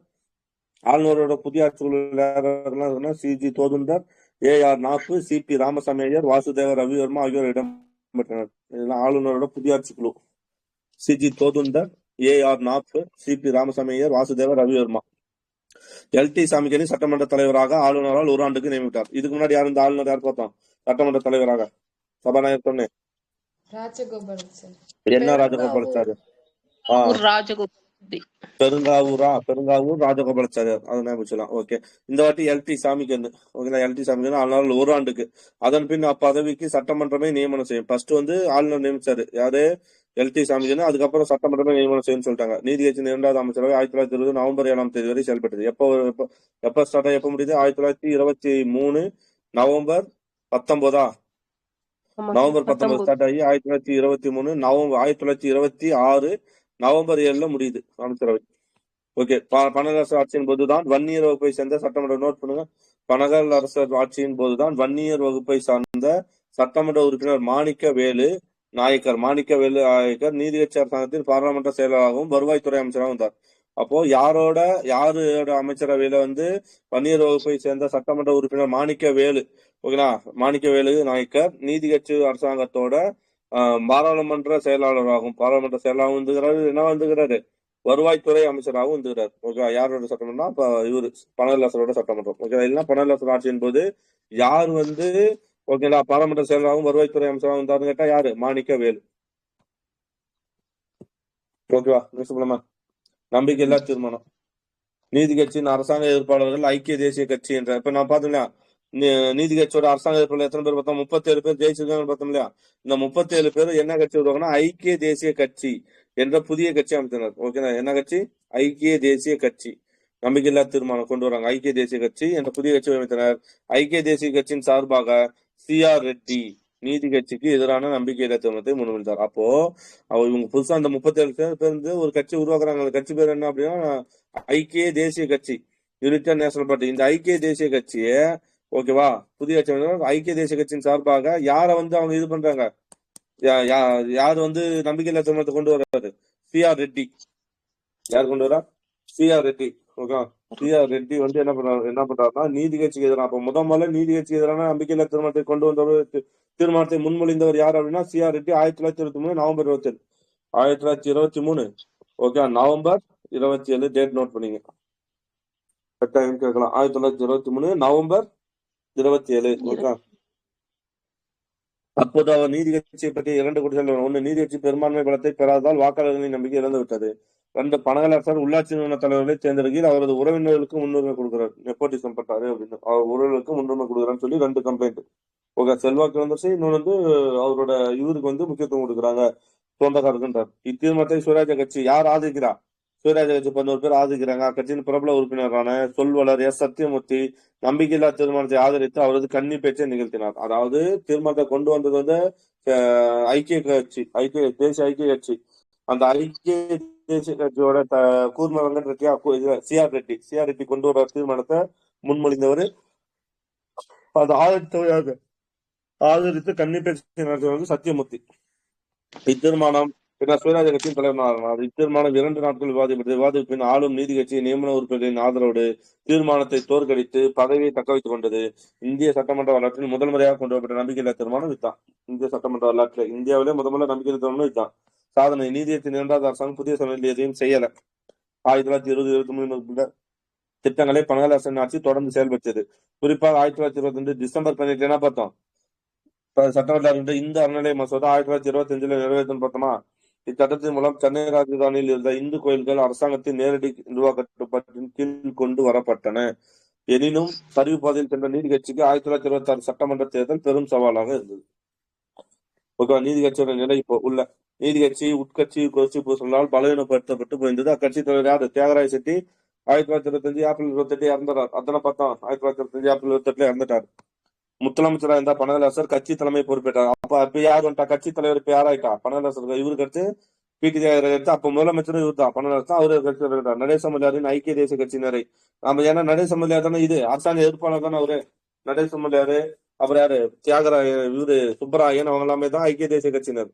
அவங்க எல்லாம் மீண்டும் நீதி கட்சியை கொண்டு வருவது. நடேச முதலியாரின் ஐக்கிய தேசிய கட்சியினரை மீண்டும் நீதி கட்சி கொண்டு வருவதற்கு பனகல் மேற்கொண்ட முயற்சி வெற்றி பெறவில்லை.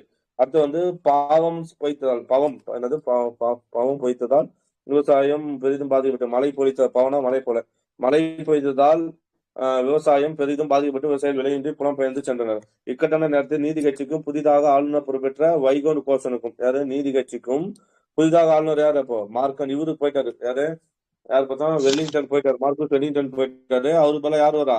வைகவுண்ட் கோஷனுக்கு இடையான உறவில் விரிசல் ஏற்பட்டது. 1924 என்னாச்சுன்னா நீதி கட்சிக்கும் இந்த சமயத்துல நீதி கட்சியும் புதிதாக இதுக்கு சேர்ந்த பணியில் சேர்ந்த ஆளுநரான வைகவுண்ட் கோஷன், ஓகேங்களா, வைகவுண்ட் கோஷனுக்கு என்னாச்சு, வைகவுண்ட் கோஷனுக்கும் வந்து ஆமா ஓகேவா விரிசல் ஏற்படுது. அதிகார பகிர்வு மற்றும் வேண்டியவர்களுக்கு உதவுவது போன்ற விவகாரங்களில் அமைச்சர்களுக்கும் ஆளுநர் கட்சி குழுவுக்கும் இடையே கருத்து வருது. அதாவது அதிகார பகிர்வு, அப்புறம் வந்து வேண்டியவர்களுக்கு உதவுறது, இந்த போன்ற தலைப்புல அமைச்சர்களுக்கும் அமைச்சர்களுக்கும் ஆளுநர் ஆட்சி குழுவுக்கும் இடையான கருத்து வேறுபாடு எழுந்தன. எல்லாவற்றுக்கும் மேலாக ஈவே ராமசாமி நாயக்கர் காங்கிரஸ் விட்டு வெளியேறி தேர்தலில் நீதி கட்சி வேட்பாளர்களை ஆதரித்தார். எந்த சமயத்துல 1925 வெளியே வந்துட்டார் இல்லையா? ஆமா, 26 தானே பார்த்துட்டு இருக்கிறோம். அப்போ நீதி கட்சி ஆதரித்தார். அவர் காங்கிரஸை விட்டு வெளியேறியதற்காக முக்கிய காரணம் அவர் வகுப்பு வாரிப்பினத்தை ஆதரித்துக் கொண்டு வந்த தீர்மானங்கள் காங்கிரஸ் ஏற்றுக்கொள்ளாததான். ஓகே, அடுத்தது சட்டமன்ற தேர்தல் 1926. 1926 சட்டமன்ற தேர்தல் சென்னை ராஜ்தானி அரசியலில் எதிர்பாராத மாற்றத்தை ஏற்படுத்தியது. சுயராஜ கட்சி எஸ் சத்தியமூர்த்தி தலைமையில் இத்தேர்தல் களமிறங்கி போட்டிட்டு. கரெக்டா? சுயராஜ கட்சி யார் இந்த வாட்டி? எஸ் சத்தியமூர்த்தி தலைமையில. போன வாட்டி அவர் இதா இருப்பாரு, இந்த வாட்டி தலைமையில ஆயிட்டாரு. இந்திய தேசிய காங்கிரஸ் தேர்தலை புறக்கணித்தது. யாரு? காங்கிரஸ் வந்து தேர்தல் புறந்தது வழக்கம் போல. நொண்டி குதிரையான நீதி கட்சி, ஏன்னா எல்லாமே இழுபறியாச்சுல, நம்பிக்கை இழந்த தேர்தலில் கலந்து கொண்டது. நம்பிக்கை இழந்து அக்கட்சியில் 21 இடங்களை மட்டுமே பெற முடிந்தது. எவ்வளவு? 98 எவ்வளவு போச்சு? 28 இடங்கள் தான். சரிங்களா? அடுத்து சுயராஜ கட்சி 41 இடங்கள். சுயராஜ் முன்ன எவ்வளவு? ஃபர்ஸ்ட் எவ்வளவு இருந்துச்சு? 11 இருந்துச்சு சுயராஜ கட்சி. நீதி கட்சி வந்து எவ்வளவு இருந்துச்சுன்னா 48 இருந்துச்சு. இப்ப என்னாச்சுன்னா நீதி கட்சி 21 இடம், சுயராஜ கட்சி எவ்வளவு? 41. ஒரு 41. ஓகேதா? ஓகே, இப்ப கணக்கு வந்து என்னன்னா சுயராஜ் கட்சி வந்து இப்ப 41 இருக்கு. ஓகேங்களா? இங்க வந்து நீதி கட்சி 21, சுயராஜ் கட்சி 41. ஓகேவா? ஓகே, அக்கட்சியில் 21 இடங்கள் மட்டும் பிறந்து சுயராஜ் கட்சி 41 இடங்கள் பிறந்தது. நீதி கட்சியின் கோட்டையாக சென்னை நகரில் 4 இடங்களில் என்னது 4 இடங்களிலும் வெற்றி சொல்றது எது? இது ஓகே, 4 இடம் பெற்று சொல்றது. நடேச முதலியார், ஓ தணிகாசலம் செட்டியார், கூர்மா வெங்கடரெட்டி. நடேச முதலியாரு, ஓ தணிகாசலம் செட்டியாரு, கூர்மா வெங்கடரெட்டி நாயுடு, ஆற்காடு ராமசாமி முதலியார் போன்ற நீதி கட்சி பிரபலங்கள் இவங்களே தோல்வி தெரிவித்தாங்க. 1926 நடேச முதலியார். ஏன்னா இவங்களே அரசாங்க ஏற்பாளர்கள் தான். தணிகாசலம், கூர்மா வெங்கடரெட்டி நாயுடு, ஆற்காடு ராமசாமி முதலியார் போன்ற நீதி கட்சி பிரபலங்கள் தோல்வியை தழுவினர். கட்சிகளை பற்றி வருவார். சுயராஜ் கட்சி எவ்வளவு? 41. சுயேட்சை பாருங்க 36. சுயேட்சை எத்தனை? சுயேட்சை 36 பேர் தனித்தனியா இருந்து ஜெயிச்சிட்டாங்க. ஓகே, இந்த வாட்டி யாராவது வந்து சுயராஜ் 41, சுயேட்சை 36, பிறகு 22, மொத்தம் 58 கட்சி சுயேட்சை. ஓகேங்களா?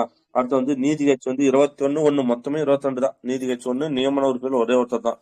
அலுவலர்கள் வந்து ஒரு 11 பேர். ஓகே, மொத்தம் 11, மொத்தம் 142.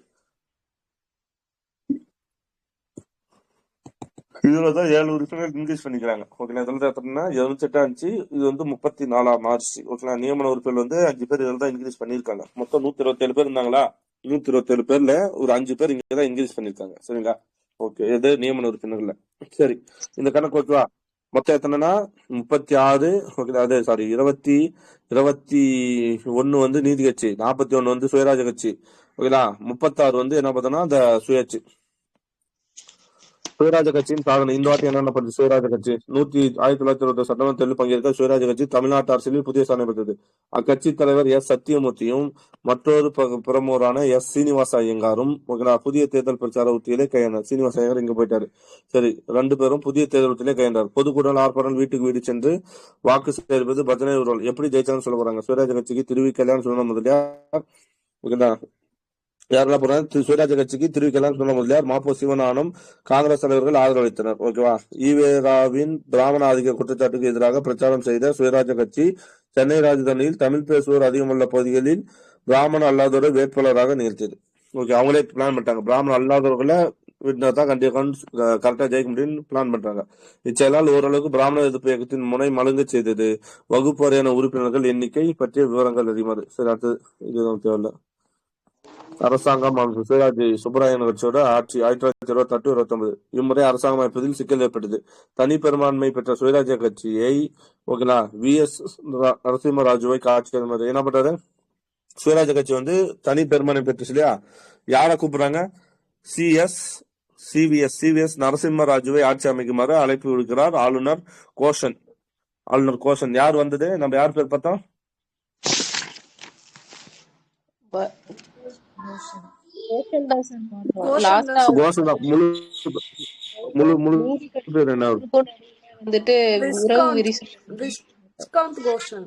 வைகவுண்ட் வைகவுண்ட் வைகவுண்ட் கோஷன் விஸ்கவுண்ட் வைகவுண்ட். ஓகே ஓகே வைகவுண்ட் கோஷன் அது விஸ்கவுண்ட் இங்கிலீஷ்ல கோஷன். அப்படி ஓகேங்களா? இருக்கு சார். வைகவுண்ட் கோஷன் விஸ்கவுண்ட் கோஷன். ஓகே விஸ்கவுண்ட் கோஷன் தான். ஓகே ஆளுநர் கோஷன். ஓகேங்களா? சோ நரசிம்மராஜாவை ஆட்சிக்கு அமைக்குமாறு அழைப்பு விடுத்தார் ஆளுநர் கோஷன். ஆனா யாரு கூப்பிடுறாரு? சுயராஜ் கட்சியில வி.எஸ். நரசிம்மராஜுவை கூப்பிடுறாரு. ஓகேங்களா? வி.எஸ். நரசிம்மராஜு வந்து ஆட்சி அமைக்குமாறு கூப்பிடுறாரு. ஆனால் சுயராஜ் கட்சி அரசாங்கம் அமைக்க மறுத்து விட்டது. ஆட்சி அமைக்க மறுத்துருச்சு. ஏன்னா காங்கிரஸ் அங்க வந்து ஜெயில இருக்குது இல்லையா? காங்கிரஸ் போராட்டத்துக்கு இவங்க இது பண்ணக்கூடாதுன்ட்டு பண்ணல. பெரும்பான்மை இன்மையால் நீதி கட்சி அரசாங்கம் அமைக்க முன்வர முடியல. ஏன்னா நீதி கட்சி பெரும்பான்மை இல்லை. எனவே ஆளுநர் கோஷன் தேசிய சுயேட்சைகளில் ஒருவரான சுப்பராயனை முதலமைச்சராக நியமித்தார். சுப்பராயன் முன்னாள் நீதி கட்சி பிரமுகர். பார்த்துக்குமா? ஆமா. பனகலாசருடன் கருத்து வேறுபாடு ஏற்பட்டதால் அவர் நீதி கட்சியிலிருந்து விலகினார். சுப்பராயன் ஆளுநர் அழைப்பை ஏற்று சுயேட்சை அரசாங்கத்தை அமைத்தார். நீதி கட்சி சொன்னமா நீதி கட்சி என்ன பண்ணுச்சு? ஏன்னா ஒரு ஆளால அமைச்சரை அமைக்க முடியாது, பெரும்பான்மை வேணும்ல. சோ அப்போ அவர் தலைமையில சுயேட்சை அரசாங்கத்தை அமைத்தார். முன்னுரிமை மறுத்து நீதி கட்சியும் அவருக்கு நேசகரம் நீட்டியது. எனவே டாக்டர் பி சுப்பராயன் சுயராஜ கட்சி நீதி கட்சி ஆகியவற்றின் புரியுதா என்ன சொன்னேன்? இவங்களையும் கொஞ்சம் சேர்த்துதான் என்ன பண்ணுது? நீதி கட்சி ஆகியவற்றின் ஆதரவோடு ஆட்சி நடத்தினார். ஓகே, சுயராஜ கட்சியும் நீதி கட்சியும் சேர்த்து சுப்பராயன் அமைச்சரவையில் ரங்கநாத முதலியாரும் ஆரோக்கியசாமி முதலியாரும் இடம்பெற்ற. ரெண்டு பேருமே அதே நீதி கட்சியை சேர்ந்தவங்க. சுப்பராயன் முதலியார் யார் வரா? ரங்கநாத முதலியாரு, ஆரோக்கியசாமி முதலியாரு. பின்னர் இவர்களுக்கு பதில் முத்தையா முதலியாரும். இவருக்கு பதில் யார் வராங்க? அடுத்தது முக்கியமான இல்லட்டு முத்தையா முதலியாரும் சேதுரத்னம் ஐயரும் அமைச்சராக நியமித்தனர். இவ்விருவரும் சுயராஜ கட்சியிலிருந்து இவங்க ரெண்டு பேரும் யாரு? முத்தையா முதலியாரும் சேதுரத்னம் எங்கிருந்து வராங்க? சுயராஜ கட்சியிலிருந்து வந்தவங்க. சரிங்களா? இவங்க ரெண்டு பேரும் வந்தவர்கள். அதனால் சுப்பராயன் அமைச்சரவை நீதி கட்சியின் மறுபதிக்காக கருதப்பட்டது. மறுபதினா அதாவது சுயேட்சை அரசாங்கம் என்ற பெயரில் நீதி கட்சி நிழலாட்சி நடைபெற்றது. அதாவது இதுல மோஸ்ட்லி அதனாலதான் நம்ம என்ன சொல்றோம்னா 1920 இருந்து 1937 வரை யார் ஆட்சி செஞ்சன்னு ஒரு மேலோட்டமா சொல்லுவோம். நீதி கட்சி ஆட்சி செஞ்சுன்னு சொல்லுவோமா? ஏன்னா இதுல வந்து நீதி கட்சி சுப்பராயன் தான் 8. ஆனா அதுல முக்காவாசி பேர் யாரு? நீதி கட்சியை சார்ந்தவங்க தான். சோ அதனால வந்து அது நீதி கட்சியோட மறுநிழல் நிழலாட்சி நீதி கட்சி பேஸ் பண்ணி அப்படியே ஆடுது இல்லையா? பேருக்கு தான் சுயேட்சை அப்படின்ற மாதிரி ஒரு கான்செப்ட்ல வருது. நிழலாட்சி நடைபெற்றதுன்றாங்க. சரியா? ஓகேவா? போல மற்றது ரெண்டு பேருக்கு பதிலா முத்தையா முதலியாரும் சேதுரத்னமும் ரங்கநாத முதலியாருக்கும் ஆரோக்கியசாமி பதிலாகவும் யார் வராங்க அப்படின்னு பார்த்தோம்னா முத்தையா முதலியாரும் சேதுரத்னம் வராங்க. கோட்டா முறை. டாக்டர் சுப்பராயன் அரசாங்கத்தின் மகத்தான சாதனை என்னது? கோட்டா முறை. சுப்பராயனோட அரசாங்கத்தோட மகத்தான சாதனை என்னது?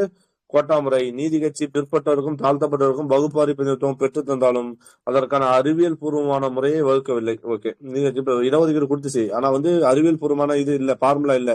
இப்பொறுப்பை சுப்பராயன் அமைச்சரவையில் புதிதாக சேர்த்துக் கொள்ளப்பட்ட முத்தையா முதலியார். ஓகே, சோ அமைச்சரவையில் புதிதாக கொள்ளப்பட்ட முத்தையா முதலியார் ஏற்றுக்கொண்டார். எது? இந்த பொறுப்பை வகுப்பறை பிரதிநிதித்துவ.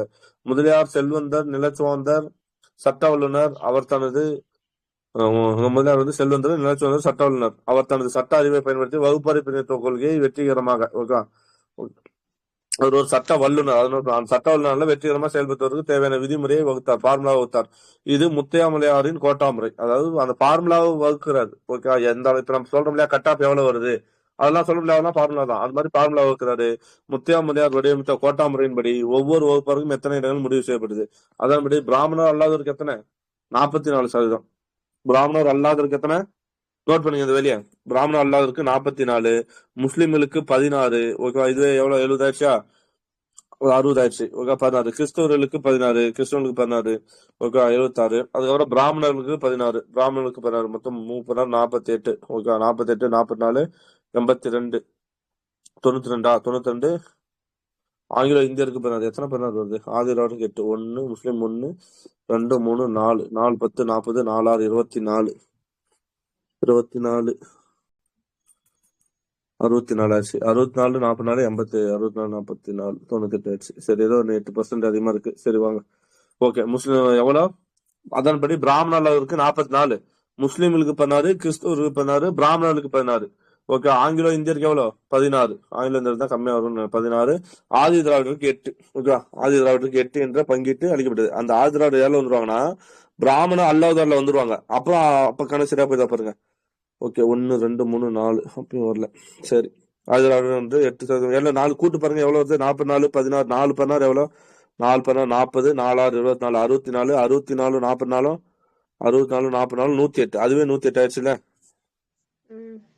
116 வருது சார். இந்த 8 கூடனா 116 வரும். மேபி இந்த 16 வந்து ஏதோ ஒண்ணு இடிக்குது, ஏதோ ஒரு 16 அதிகமா கொடுத்தான்னு நினைக்கிறேன். ஓகே, சரி விடுங்க, அது நமக்கு தேவையில்ல. அந்த இதை மட்டும் நினைச்சுங்க.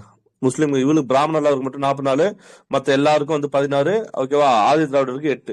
அடுத்தது பங்கிட்டு அளிக்கப்பட்டது. அப்படி பார்க்கும்போது 12 அரசாங்க பணிகளுக்கு பிராமணர்களுக்கு 5 இடம். 12 அரசாங்க பணிகள் இருக்கு. ஒரு இடத்துல 12 அரசாங்க பணி இருக்குன்னா அதுல வந்து 5 இடம் யாருக்கு? பிராமணர் இல்லாதவர்களுக்கும். ஓகே, ஆங்கிலோ இந்தியர் முஸ்லிம்கள் ஆகியோருக்கு தலா 2. ஆங்கிலோ இந்தியருக்கு ஓகே 5 இடங்களும், பிராமணர்கள் ஆங்கிலோ இந்தியர் முஸ்லிம் ஆகியோருக்கு 2 இடம். அப்ப 6 இடம் ஆச்சா? 5 6 12. ஆதி திராவிடருக்கு 1 இடம் கணக்கு. அதாவது அவங்க இந்த பார்முலா எப்படின்னா, மொத்தம் 12 இடம் இருக்குன்னு வச்சுங்க. அந்த 12 இடத்துல 5 இடம் இருக்கு. 5 இடம் பிராமணர் அல்லாதவருக்கு. ஓகே, பிராமணர்களுக்கும் ஆங்கிலோ இந்தியர்களுக்கும் முஸ்லிம்களுக்கு எத்தனை? பிராமணர். 100. ஓகே, அந்த கிறிஸ்தவர்கள் தான் வராது அப்படின்னு நினைக்கிறேன். ஏன்னா ஆங்கிலோ இந்தியரும் கிறிஸ்தவரும் ஒண்ணுதான். அப்போ முஸ்லிம்களுக்கு ஓகேவா, பிராமணர்களுக்கு ஓகே, பிராமணர்களுக்கு அப்புறம் இன்னொன்னு என்ன சொல்றான், அதுலயே சொல்றேன் பாரு, இந்த இதுல இருக்கு பாரு கரெக்டா. ஆங்கிலோ இந்தியர் முஸ்லிம்கள் அப்புறம் பிராமணர்கள் ஆங்கிலோ இவளுக்கு இந்தியன்ஸ். 2 இடம். ஓகே, 2 இடம். அப்ப 2 இடத்த கழிச்சிடு. அப்போ ஓகே, அப்போ 2 மீதி 7 ஆச்சா? அதுக்கப்புறம் மொத்தம் 2 எத்தனை? மொத்தம் 6 இடம். பிராமணருக்கு 2, ஆங்கிலோவுக்கு 2, முஸ்லிம்க்கு 2, 5 6 11 ஆச்சு. ஆதி திராவிடருக்கு 1, 12 இடம். அவ்வளவுதான். அப்ப இதுல வந்து அந்த கிறிஸ்துவர்களுக்கு 16% எடுத்துறான். அதை எடுத்தா சரியா போச்சா பாருங்க. 44 16 சரியா போச்சு. ஆமாங்க சார். ஓகே, கிறிஸ்தவர்களுக்கு 16 எடுத்தோம்னா சரியா போயிடும். சரி, ஒரு இடமும் கிடைக்கும். ஓகே, இந்த விகிதாச்சாரம் குறிப்பிட்ட வகுப்புகளின் மக்கள் தொகைக்கு ஏற்ப இல்லை என்று குறை கூறப்பட்டது. இந்துவும் சுயேசமித்தரும் இதில் எதிர்த்தனர். யார் எதிர்ப்பு தெரிவித்தா? இந்துவும் சுயேசமித்தரனும். நெக்ஸ்ட், முதலில் முத்தையாமலையார் கோட்டா முறையில் குறை கண்ட ராமசாமி நாயக்கர். பின்னர் அமைச்சர் முத்தையாமலையார் நீண்ட காலம் வாழ்க என்று குடியரசு தெரிவித்தார். நோட் பண்ணுங்க, அமைச்சர் முத்தையாமலையார் என்ன, ஏன்னா அவரோட பெரியாரோட கோரிக்கை தானே, வகுப்பறி பிரித்து தானே. சோ அப்ப அதை கோர்ட்ட உடனே இது வருது. அவர் வந்து முதலியார் நீண்ட காலம் வாழ்க என்று குடியரசு பத்திரிகையில் எழுதுகிறார். எந்த குடியரசு பத்திரிகையில்? குடியரசு தலையங்கம் 1928 நவம்பர் 11 எழுதுறாரு. ஓகே, இதெல்லாம் எழுதுறாரு. குடியரசுத் தலைவர் அவரோட இதழ் இருக்குல்ல, குடியரசு நாள் இதழ், அதுல 1928. ஓகேவா? ஏன்னா 1928 நமக்கு இது கிடைச்சிருக்கும். ஓகே, 1928 நவம்பர் 11 எழுதுறாரு. ஓகேவா? அடுத்து, இந்த இடஒதுக்கீட்டு முறையை வந்து அடித்தளத்தை அமைத்து வருவதால் முத்தையாமலையார் என்ன சொல்றான், வகுப்பாரி இடஒதுக்கீட்டு முறையின் தந்தை என்று கூறினால் மிகையாகாது. அவ்வளவுதான். ஓகேவா? நெக்ஸ்ட், நீதி கட்சியோட 3வது.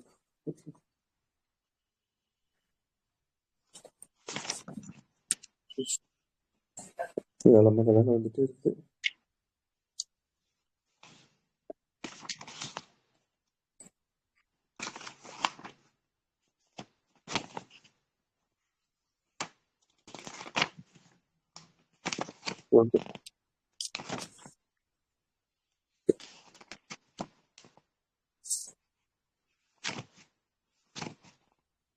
நீதி கட்சி ஆட்சி 3 1930 to 34. ஓகே, நீதி கட்சி ஆட்சி வந்து 3. ஏன்னா வந்து நடுவுல வந்து யார் வந்துடுறான்னா, இந்த இது வந்து 26 to 30 வந்து இவரோட முறை ஆயிடும். ஓகேங்களா?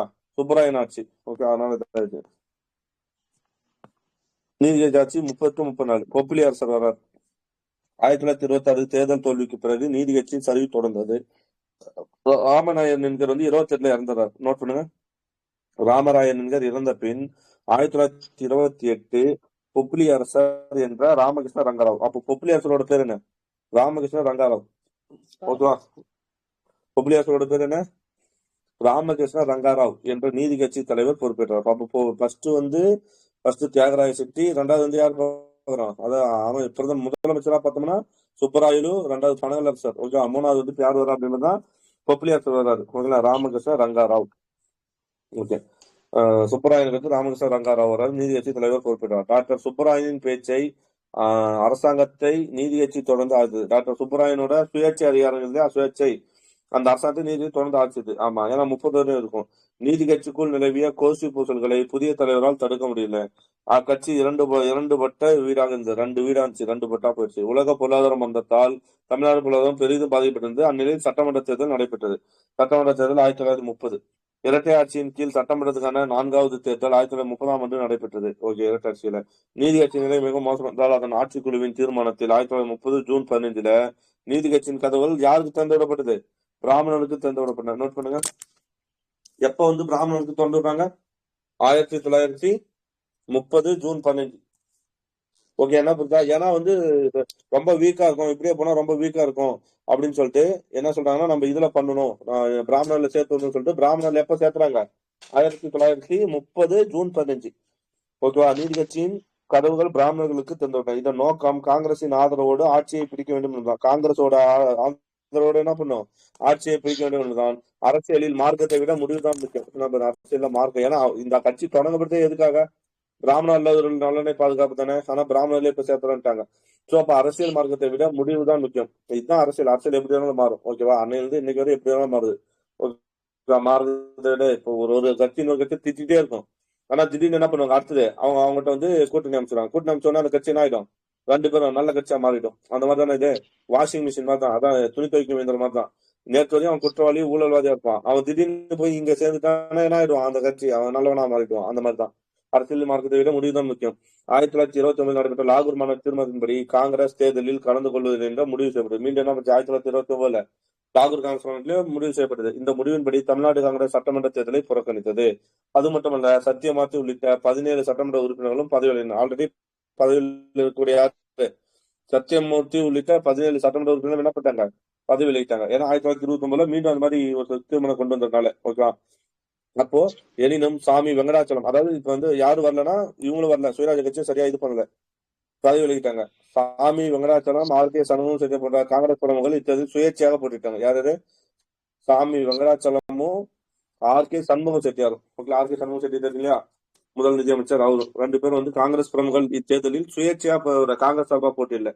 எனவே இந்த சட்டமன்ற தேர்தலில் நீதி கட்சிக்கும் டாக்டர் பி சுப்பராயன் தலைமையிலான தேசிய கட்சிக்கும் இடையான நேரடி போட்டியா வந்தது. இதுல யாரு வரல? சுயேட்சை கட்சி வந்து அவ்வளவா வரல. ஓகேவா? இது சுயராஜ கட்சி வந்து அவ்வளவா வரல. எனவே இந்த சட்டமன்ற தேர்தலில் இது யாருக்குன்னா நீதி கட்சிக்கும் சுப்பராயனுக்கு மட்டுமே. சுப்பராயனோட கட்சி வந்து தேசிய கட்சி. ஓகேவா? சரி. சட்டமன்ற தேர்தலில் 132 இடங்களுக்கு 61 தொகுதிகளில் இருந்து 98 உறுப்பினர்கள் தேர்ந்தெடுக்கப்பட்டனர். அதாவது பாக்ஸ் விட்டுருவாங்க. ஓகே, நீதி கட்சி எங்க பார்த்தோம்? சட்டமன்ற தேர்தலில் 132 இடம். இந்த வாட்டி 132 இடத்துல 61 தொகுதியிலிருந்து 98 உறுப்பினர்கள் தேர்ந்தெடுக்கப்பட்டனர். ஓகேங்களா? 61 தொகுதியிலிருந்து 98 உறுப்பினர். 132 98 பேர் நீதி கட்சியை வாப்போ. நீதி கட்சி போட்டிட்ட மொத்தம் சொல்றான். மொத்தம் நீதி கட்சி போட்டிட்ட 45 இடங்களில் 35 இடங்கள் வெற்றி பெறும். நீதி கட்சி எத்தனை? 35. 35 சீட்டு. மொத்தம் 98ல நீதி கட்சி இந்த வாட்டி 35 ஜெயிச்சுக்குது. ஓகேங்களா? அதான் 35 போட்டியின்றி தேர்ந்தெடுக்கப்பட்டனர். எஞ்சியிருந்த இடங்களில் சுயேட்சை வெற்றி வேட்பாளர்கள் தேர்ந்தெடுக்கப்பட்டனர். இத்தேர்தலில் 43% வாக்குகள் மட்டுமே பதிவின. இது சென்னை ராஜதானியின் மொத்த மக்கள் தொகையில் 4% மட்டுமே. ஓகே, இந்த வாட்டி 43%. நிறைய பேர் ஓட்டு போடல. 43% தான். ஓகே, அப்போ இதுல எவ்வளவு ஜெயிச்சுக்குது நீதி கட்சி? 98ல 35. ஓகேங்களா? ஆனா யாரு இல்ல அங்க? வலுவான கட்சி யாரு? இவங்களுக்கு ஆப்போசிட் யாரு? வலுவான யாரு? இவங்களுக்கு சுயராஜ கட்சி. சுயராஜ கட்சி இங்க போட்டி போடல. சோ அதனால இவங்களுக்கு என்ன கிடைக்குது அப்படின்னு பார்த்தோம்னா, ஓகேவா, 98க்கு 35 போனாலும் இவங்க என்ன பண்றாங்க? ஆட்சி அமைக்கிறாங்க. சிறுபான்மை அரசாங்கம். ஆனா எவ்வளவு வரணும்? நீதி கட்சி தனி பெரும்பான்மையிலும் ஆட்சி அமைக்க முடியல. ஏன்? மொத்த இடம் 98. ஓகே, எவ்வளவு வேணும் நமக்கு? பாதியாச்சும் வேணும் இல்ல? 50% எவ்வளவு? 98ல 50% எவ்வளவு? கணக்கு போடுங்க. 49 வரணும்னு. எவ்வளவு வரணும்? 49 வரணுமா? 49 வரும். ஆனா நம்மகிட்ட எவ்வளவு இருக்குது? 35 தான் இருக்குது. நீதி கட்சி தனி பெரும்பான்மையுடன் ஆட்சி அமைக்க முடியவில்லை. எனவே ஆளுநர் நியமித்த 32 உறுப்பினர்களின் ஆதரவோடு, ஆல்ரெடி இப்ப நம்மகிட்ட 35 இருக்கு. ஆளுநரோட நியமன உறுப்பினர் இருக்காங்க இல்லையா, அந்த 32 பேர். ஓகேங்களா? 7, 6, 67 உறுப்பினர். சோ உறுப்பினர்களின் ஆதரவோடு நீதி கட்சி தலைவர் முனுசாமி நாயுடு வராது. ஆனா யாரு வந்து தலைவர்? நீதி கட்சியோட தலைவர் இங்க யாரு இப்போ? பொப்பிலி ராஜா. பொப்பிலி ராஜா தான் தலைவரே. ஆனா பொப்பிலி அரசர் வந்து நல்லா கவனிக்கணும். நீதி கட்சியோட தலைவர் யாருன்னு கேட்ட, நீதி கட்சியோட தலைவர் தான் பொப்பிலி ராஜா. ஓகேவா? ஆனா முதலமைச்சர் யாரு இந்த வாட்டி? முனுசாமி நாயுடு. முனுசாமி நாயுடு. ஓகேவா? ஞாபகம் வச்சுக்கணும். இந்த அமைப்பு எப்படி வரும்னா, ஃபர்ஸ்ட் வந்து யாரு வரும்? ஃபர்ஸ்ட் வந்து சுப்பராயலு. ஓகேவா? சுப்பராயலு. 2வது யாரு? பனகல் அரசர். மூணாவது யாரு பாக்கலாம்? சுப்பராயனை விட்டுருங்க. மூணாவது முனுசாமி. முனுசாமி. அதான் சுப்பராயன் வந்து நீதி சுப்பராயன். சரி, சுப்பராயன். 4வது வந்து முனுசாமி. ஓகேங்களா? பொப்பிலி அரசர் வராது. பொப்பிலி அரசர் ஏன்னா பொப்பிலி அரசர் வந்து என்ன தலைவர். இன்னொரு ரீசன் பாப்போம்ல சார், இந்த சிஆர் தாஸ் இறந்ததுக்கு அப்புறம் அந்த ஸ்வராஜ் பார்ட்டி வந்து வலுவிழந்து போயிடும் அப்படின்னு சொல்லிட்டு. ஆமா, அந்த டைமுக்கு அப்புறம் இந்த ஸ்வராஜ் பார்ட்டி அப்படியே ஒண்ணும் இல்லாம கொஞ்சம் அப்படியே இதா பண்ணும் சார். ஆனா எப்ப சிஆர் தாஸ் இருக்கிறாரு? 25லயோ 26லயோ இறப்பாரு சார். ஓகே 25 தான் நினைக்கிறேன். சிவராஜ் இவரு சிஆர் தாஸ் இறந்தாரு. அப்படியே இதான் போயிட்டு. ஓகே. சென்னை ராஜதானியின் மொத்த மக்கள் தொகையில் 4% மட்டுமே இது பண்றாங்க, சிறுபான்மை அரசாங்கம். சோ அப்போ ஆளுநர் குழு வந்து ஒரு 32 பேர் எடுத்துட்டு முனுசாமி நாயுடு 1930 அக்டோபர் 27 தேதி முதலமைச்சர் பொறுப்பேற்றார். அப்ப இந்த வாட்டி எங்க போகுது? 1930 அக்டோபர் 27 1930 அக்டோபர் 27 தேதி முதலமைச்சர் பொறுப்பேற்றார். அடுத்து பி ராமச்சந்திர ரெட்டி சட்டமன்ற தலைவராக தேர்ந்தெடுப்பார். யாரு இந்த வாட்டி சட்டமன்ற ஃபர்ஸ்ட் யார் பார்த்தோம் நம்ம? ஃபர்ஸ்ட் வந்து பெருங்காவூர் ராஜகோபாலாச்சாரி. ரெண்டாவது யார் பார்த்தோம் அப்படின்னு பார்த்தோம்னா, ரெண்டாவது வந்து யார் பார்த்தோம்? முனுசாமியா சாமிகண்ணு. ரெண்டாவது சாமிகண்ணு. மூணாவது வந்து இப்ப இந்த வாட்டி யார் வரா அப்படின்னு பார்த்தோம்னா ராமச்சந்திர ரெட்டி. பி ராமச்சந்திர ரெட்டி சட்டமன்ற தலைவராக தேர்ந்தெடுக்கப்பட்டார். பி.டி. ராஜாவும் எஸ் குமாரசாமி ரெட்டியாரும் முனுசாமி அமைச்சர் இடம் பண்ணார். யாருன்னா பி.டி. ராஜா வராங்க. ஓகேங்களா சார்? பி.டி. தியாகராஜா, பி.டி. ராஜா, எஸ் குமாரசாமி ரெட்டியாரும் வராங்க. முனுசாமி அமைச்சர் இடம் பெற்றார். முன்னாள் முதலமைச்சர் பி சுப்பராயன் எதிர்கட்சி தலைவர். ஏன்னா அடுத்தது ஆள் தானே, ரெண்டே பேர் தானே போட்டி. சுயேட்சைக்கும் இவருக்கும். இவர் சுயேட்சைனா இவரோட தேசிய கட்சி. சோ அப்போ சுப்பராயன் எதிர்கட்சி தலைவரானார். தமிழ்நாட்டில் நிலையற்ற சூழ்நிலையில் முனுசாமி நாயுடு சிறுபான்மை அரசாங்கத்தை தலைமையேற்று பொறுப்பார். முனுசாமி வந்து நீதிக்கட்சி தலைவராக ஆறார். அரசாங்கத்தின் கட்சி கட்டுக்காப்புடன் இருந்தால்தான் அரசாங்கம் நிலையாக இருக்கும். முனுசாமி நாயுடு முதல்வர் பொறுப்பேற்ற போது நீதி கட்சி கோசி உசல் புயலில் சிக்கியிருந்தது. நீதி கட்சி ஆதரித்த ஜமீன்தார்களுக்கு அமைச்சரவையில் இடம் கொடுக்காமையால், நீதி கட்சி எல்லாம் அது சொல்ல அந்த அமைச்சரவையில ஜமீன்தாருக்கு இடம் கொடுக்காமையால் அவர்கள் கட்சிக்கு எதிராக செயல்பட்டனர். அமைச்சர் பதவியை எதிர்பார்த்து ஏமாற்றம் அடைந்த பொப்பிலி அரசரும் அமைச்சர் பதவியை பொப்பிலி அரசர் தானே 8. இப்போ இந்த சமயத்துல பொப்பிலி அரசு தானே 8. ஆனா பொப்பிலி அரசருக்கு அவர் தான் தலைவரு. ஆனா அவருக்கு என்ன தரல? அமைச்சர் பதவி தரல. யாரு? முனுசாமி நாயுடு. பொப்பிலி அரசரும் வெங்கடகிரி குமாரராஜாவும் எம்.ஏ. முத்தையா செட்டியாரின் தலைமையில் நீதி கட்சிக்குள்ளேயே, யாரோட தலைமையில?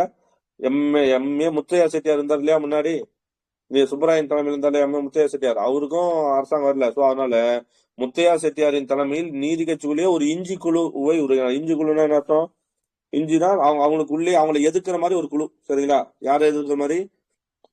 நீதி கட்சி எதிர்க்கிற மாதிரி. ஓகே. யாரு? பொப்பிலி அரசரு, அப்புறம் வெங்கடகிரி குமாரராஜா, முத்தையா செட்டியாரோட தலைமையில. ஓகேங்களா? குமாரராஜாவும் இவங்க 2 பேரும் சேர்ந்து எம்.ஏ. முத்தையா செட்டியாரோட தலைமையில ஒரு நீதி கட்சியோட ஒரு இஞ்சி குழுவை உருவாக்குறாங்க.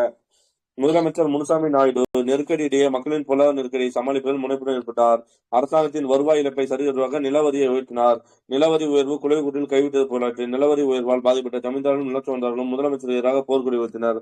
பொப்பிலி அரசரும் வெங்கடகுமாரராஜாவும் அமைச்சரவையில் இடம் பெறாதது எரியும் நேரத்தில் எண்ணெய் ஊற்றியது போலாயிடுச்சு. இதற்கிடையே நீதி கட்சியின் தலைமை பதவிக்காக பி.டி. ராஜன் ஒரு பக்கம், பி.டி. ராஜனும் முனுசாமி நாயுடும் போட்டியிட்டார்கள் 1928.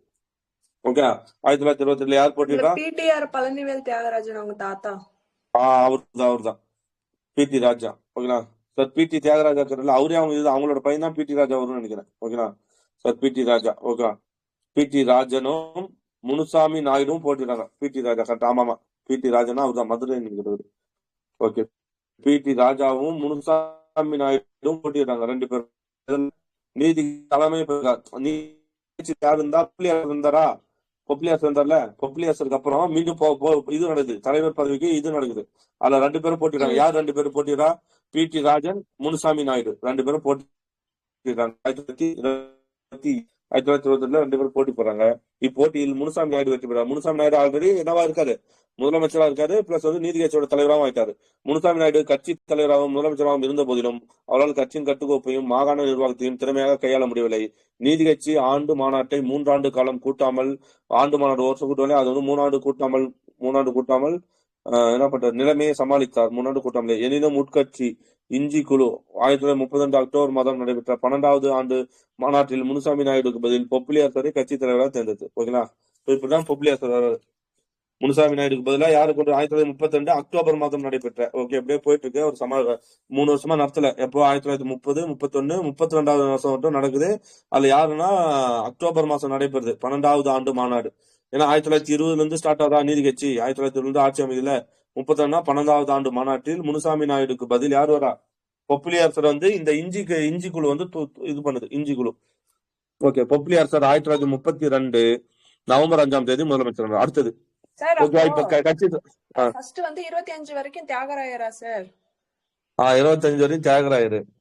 பொப்பிலி ராஜாவா சார்? அப்புறம் பனகல் அரசரு. சாரி, பனங்கலரசர். முனுசாமிக்கு அப்புறம் தான் இவர் வர்றாரு, பொப்பிலி ராஜா வர்றாரு, அப்படிதானே சார்? பொப்பிலி ராஜா இருப்பாரு, இல்ல இல்ல அதுக்கப்புறம் முனுசாமி வருவாரு. இருங்க, ஃபர்ஸ்ட் பனகல் அரசர் வந்துட்டாரா? பனகல் அரசருக்கு வந்துட்டு அதுக்கு அடுத்து பனகல் அரசர் அந்த முன்னாடி பொப்பிலி அரசர் வர்றாரு. பொப்பிலி அரசர் வந்துட்டு 28 பொப்பிலி அரசர் வந்துடுறாரு. வந்துட்டு ஓகேங்களா, அதுக்கப்புறம் தேர்தல் நடக்குது. தேர்தல் நடந்து 30ல வந்து யாரு இதாகிறாரு? 30ல முனுசாமி நாயுடு சிஎம் வருவாரு சார். முனுசாமி நாயுடு சிஎம் வர்றாரு 30ல. ஓகேங்களா, இதுல வந்து முனுசாமி நாயுடும் போட்டிடுறாங்க. இந்த இடத்துல 2 இடத்துல குழப்பறானுங்க நம்மள. அந்த 1928 இருக்கறனாலதான் சார் டவுட்டா இருக்கு. அதுதான். ஆனா அங்கேயும் பனகலாசு வந்துட்டு அப்ப யார் வரானோ போட்டுருங்க. ஓகே சரி இருங்க. முனுசாமி நாயுடு போட்டிட்டார்கள் 1928. இப்போட்டியில முனுசாமி நாயுடு வெற்றி பெற்றார். முனுசாமி நாயுடு கட்சி தலைவரும் முதலமைச்சராகவும் இருந்த போதிலும் 1928 எப்படி வந்து டேட் மாத்தி கொடுக்குறாங்க. 1928 எப்படி முனுசாமி நாயுடு வந்து கட்சி தலைவர் ஆக முடியும்? 1930 தானே அவரு இது அரசியல் தலைவர் ஆக முடியும். முதலமைச்சர் எப்ப ஆக முடியும்? போட்டி நடந்தது 30 தானே. அவரால் கட்சியின் ஓகே சரி இருக்கலாம். 1928 இவர் வந்து பி டி ராஜன் வந்து முனுசாமி நாயுடு வந்து இதா இருக்கலாம், ஒருவேளை கட்சி தலைவர் ஆயிருக்கலாம். அதுக்கப்புறம் வந்து முனுசாமி நாயுடு வந்து முதலமைச்சர் ஆயிருக்கலாம். அதுக்கப்புறம் சரிங்களா, அதுக்கப்புறம் தான் என்ன இருக்கலாம்னா பொப்பிலியாசர் வந்து இது வருதார். பொப்பிலியாசரை வந்து முனுசாமி நாயுடு தூக்கிட்டு யாரை கொண்டு வராங்க? பொப்பிலியாசர் வந்து கட்சி தலைவர் ஆக்குறாங்க. அதே மாதிரி 1932 யாரு மாறிடுறா? கட்சி தலைவர் தேர்ந்தெடுத்து பொப்பிலியாசர் முதலமைச்சராகவும் ஆயிடுறாரு. ஓகேவா, இப்படி வேணா இருக்கலாம். 1932 பொப்பிலியாசர் 1932 நவம்பர் 5ஆம் தேதி முதலமைச்சர் ஆனார். ஓகேவா, ஆனா வந்து நமக்கு வந்து கட்சி தலைவர் பதவிக்கு நீங்க கன்ஃபியூஸ் ஆகிக்க வேணாம். நான் சொல்றது புரியுதா? கட்சி பதவி எப்படியோ போட்டோம். ஓகேவா, அந்த தலைவர் நமக்கு தேவையில்ல. முதலமைச்சரோட லிஸ்ட் வந்து வச்சுக்கணும். ஃபர்ஸ்ட் சுப்பராயலு, பனகல் சுப்பராயன். சுப்பராயனுக்கு யார் வர்றாரு? சுப்பராயன் கருத்து முனுசாமி தான். முனுசாமி கருத்து தான் பொப்பிலியாசர். அதான் பனகல் அரசு பச்சை சொல்றேன்ல. பனகல் அரசர் சுப்பராயலு, பனகல் அரசரு, அதுக்கப்புறம் சுப்பராயன், பி சுப்பராயன். சுப்பராயனுக்கு அடுத்து முனுசாமி. முனுசாமிக்கு அடுத்து இப்ப பொப்பிலியாசர் 32. ஓகேவா, 32 நவம்பர் 5.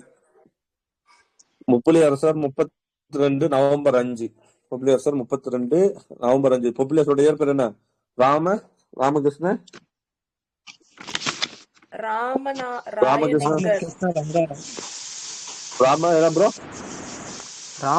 ரங்காராவ். ராமகிருஷ்ண ரங்காராவ். பனகலரசர் பேர் தான் ராமராயனிங்கர். ஓகேவா, இவரு பேர் வந்து ராமகிருஷ்ண ரங்காராவ். சரி, பொப்பிலியாசர் 1932 நவம்பர் 5ஆம் தேதி முதலமைச்சர் ஆயிட்டார். 2வது முறையாக முதலமைச்சர் பொறுப்பேற்ற பொப்பிலியாசர். இங்க பாரு, 2வது முறை எங்க முதலமைச்சர் பொறுப்பேற்றார்? அவரு பைத்தியகாரத்தனமா சொல்றாங்க. 2வது முறையாக முதலமைச்சர் பொறுப்பேற்ற பொப்பிலியாசர் மக்கள் பிரச்சனைகளுக்கு முக்கியத்துவம் கொடுக்காமல் ஜமீன்தார்களுக்கு ஆதரவாக செயல்பட்டார். இவர் இதுக்கு முன்னாடி முதலமைச்சர் ஆனாரா? இல்ல, என்ன குழப்பறாங்க தெரியல. 2வது முறையாக முதலமைச்சர் பொறுப்பேற்ற பொப்பிலியாசர் மக்கள் பிரச்சனைக்கு முக்கியத்துவம் கொடுக்காமல் ஜமீன்தாருக்கு ஆதரவாக செயல்பட்டார். இவரது ஜமீன்தார் ஆதரவு பொருளாதார கொள்கையால் இவர் வந்து ஜமீன்தாருக்கு ஆதரவு படுகிறார். அந்த பொருளாதார கொள்கையால் மக்கள் மிகுந்த நீதி கட்சி மக்களின் ஆதரவு இழந்தது. ஜமீன்தார்களை மட்டும் நம்பி தேர்தலில் வெற்றி பெற முடியாதல்லவா. எனவே நீதி கட்சி 1934ஆம் ஆண்டு நடைபெற்ற சட்டமன்ற தேர்தலில் நிலைகுலைந்து போயிற்று. நம்பிக்கையோடு துவப்பட்ட நீதி கட்சி மக்களின் நம்பிக்கையுடைய இழந்த அரசியல் அமைப்பாக ஓரங்கட்டப்பட்டது. நீதி கட்சி வீழ்ச்சியான காரணம் வந்து நீதி கட்சிக்குள் நிலவே உட்குழுக்களுடைய நிலவு மோதல். 2வது தாழ்த்தப்பட்ட நலனை புறக்கணித்து விட்டு உயர் வகுப்பாரின் உயர்வுக்காக பாடுபட்டுச்சு. அரசாங்கத்தின் அனைத்து நிலையிலும் உறவினர்களுக்கும் வேண்டியவர்களுக்கும் எல்லாருக்குமே அவங்க சொந்தக்காரர்களுக்கும் வேண்டியவர்களுக்கு மட்டுமே பதவிகளை வழங்கியது. அதிகாரத்தை தவறாக பயன்படுத்தி ஆட்சியை கைப்பற்றுவதற்கான போட்டி. அடுத்தது தேசப்பற்றுடைய காங்கிரஸ் மக்களுடைய செல்வாக்கு. நீதி கட்சி 1934 to 37 மீண்டும் பொப்பிலியாசர் ஆட்சி. இப்பதான் நீதி கட்சி ஜமீன்தார் ஆதரவு குழு, ஜமீன்தார் எதிர்ப்பு குழு என்று இரு. இப்ப என்னாச்சு? ஜமீன்தாரை ஆதரிக்கிறவங்க ஜமீன்தாரை எதிர்க்கின்ற 2 குழுவா பிரியுது.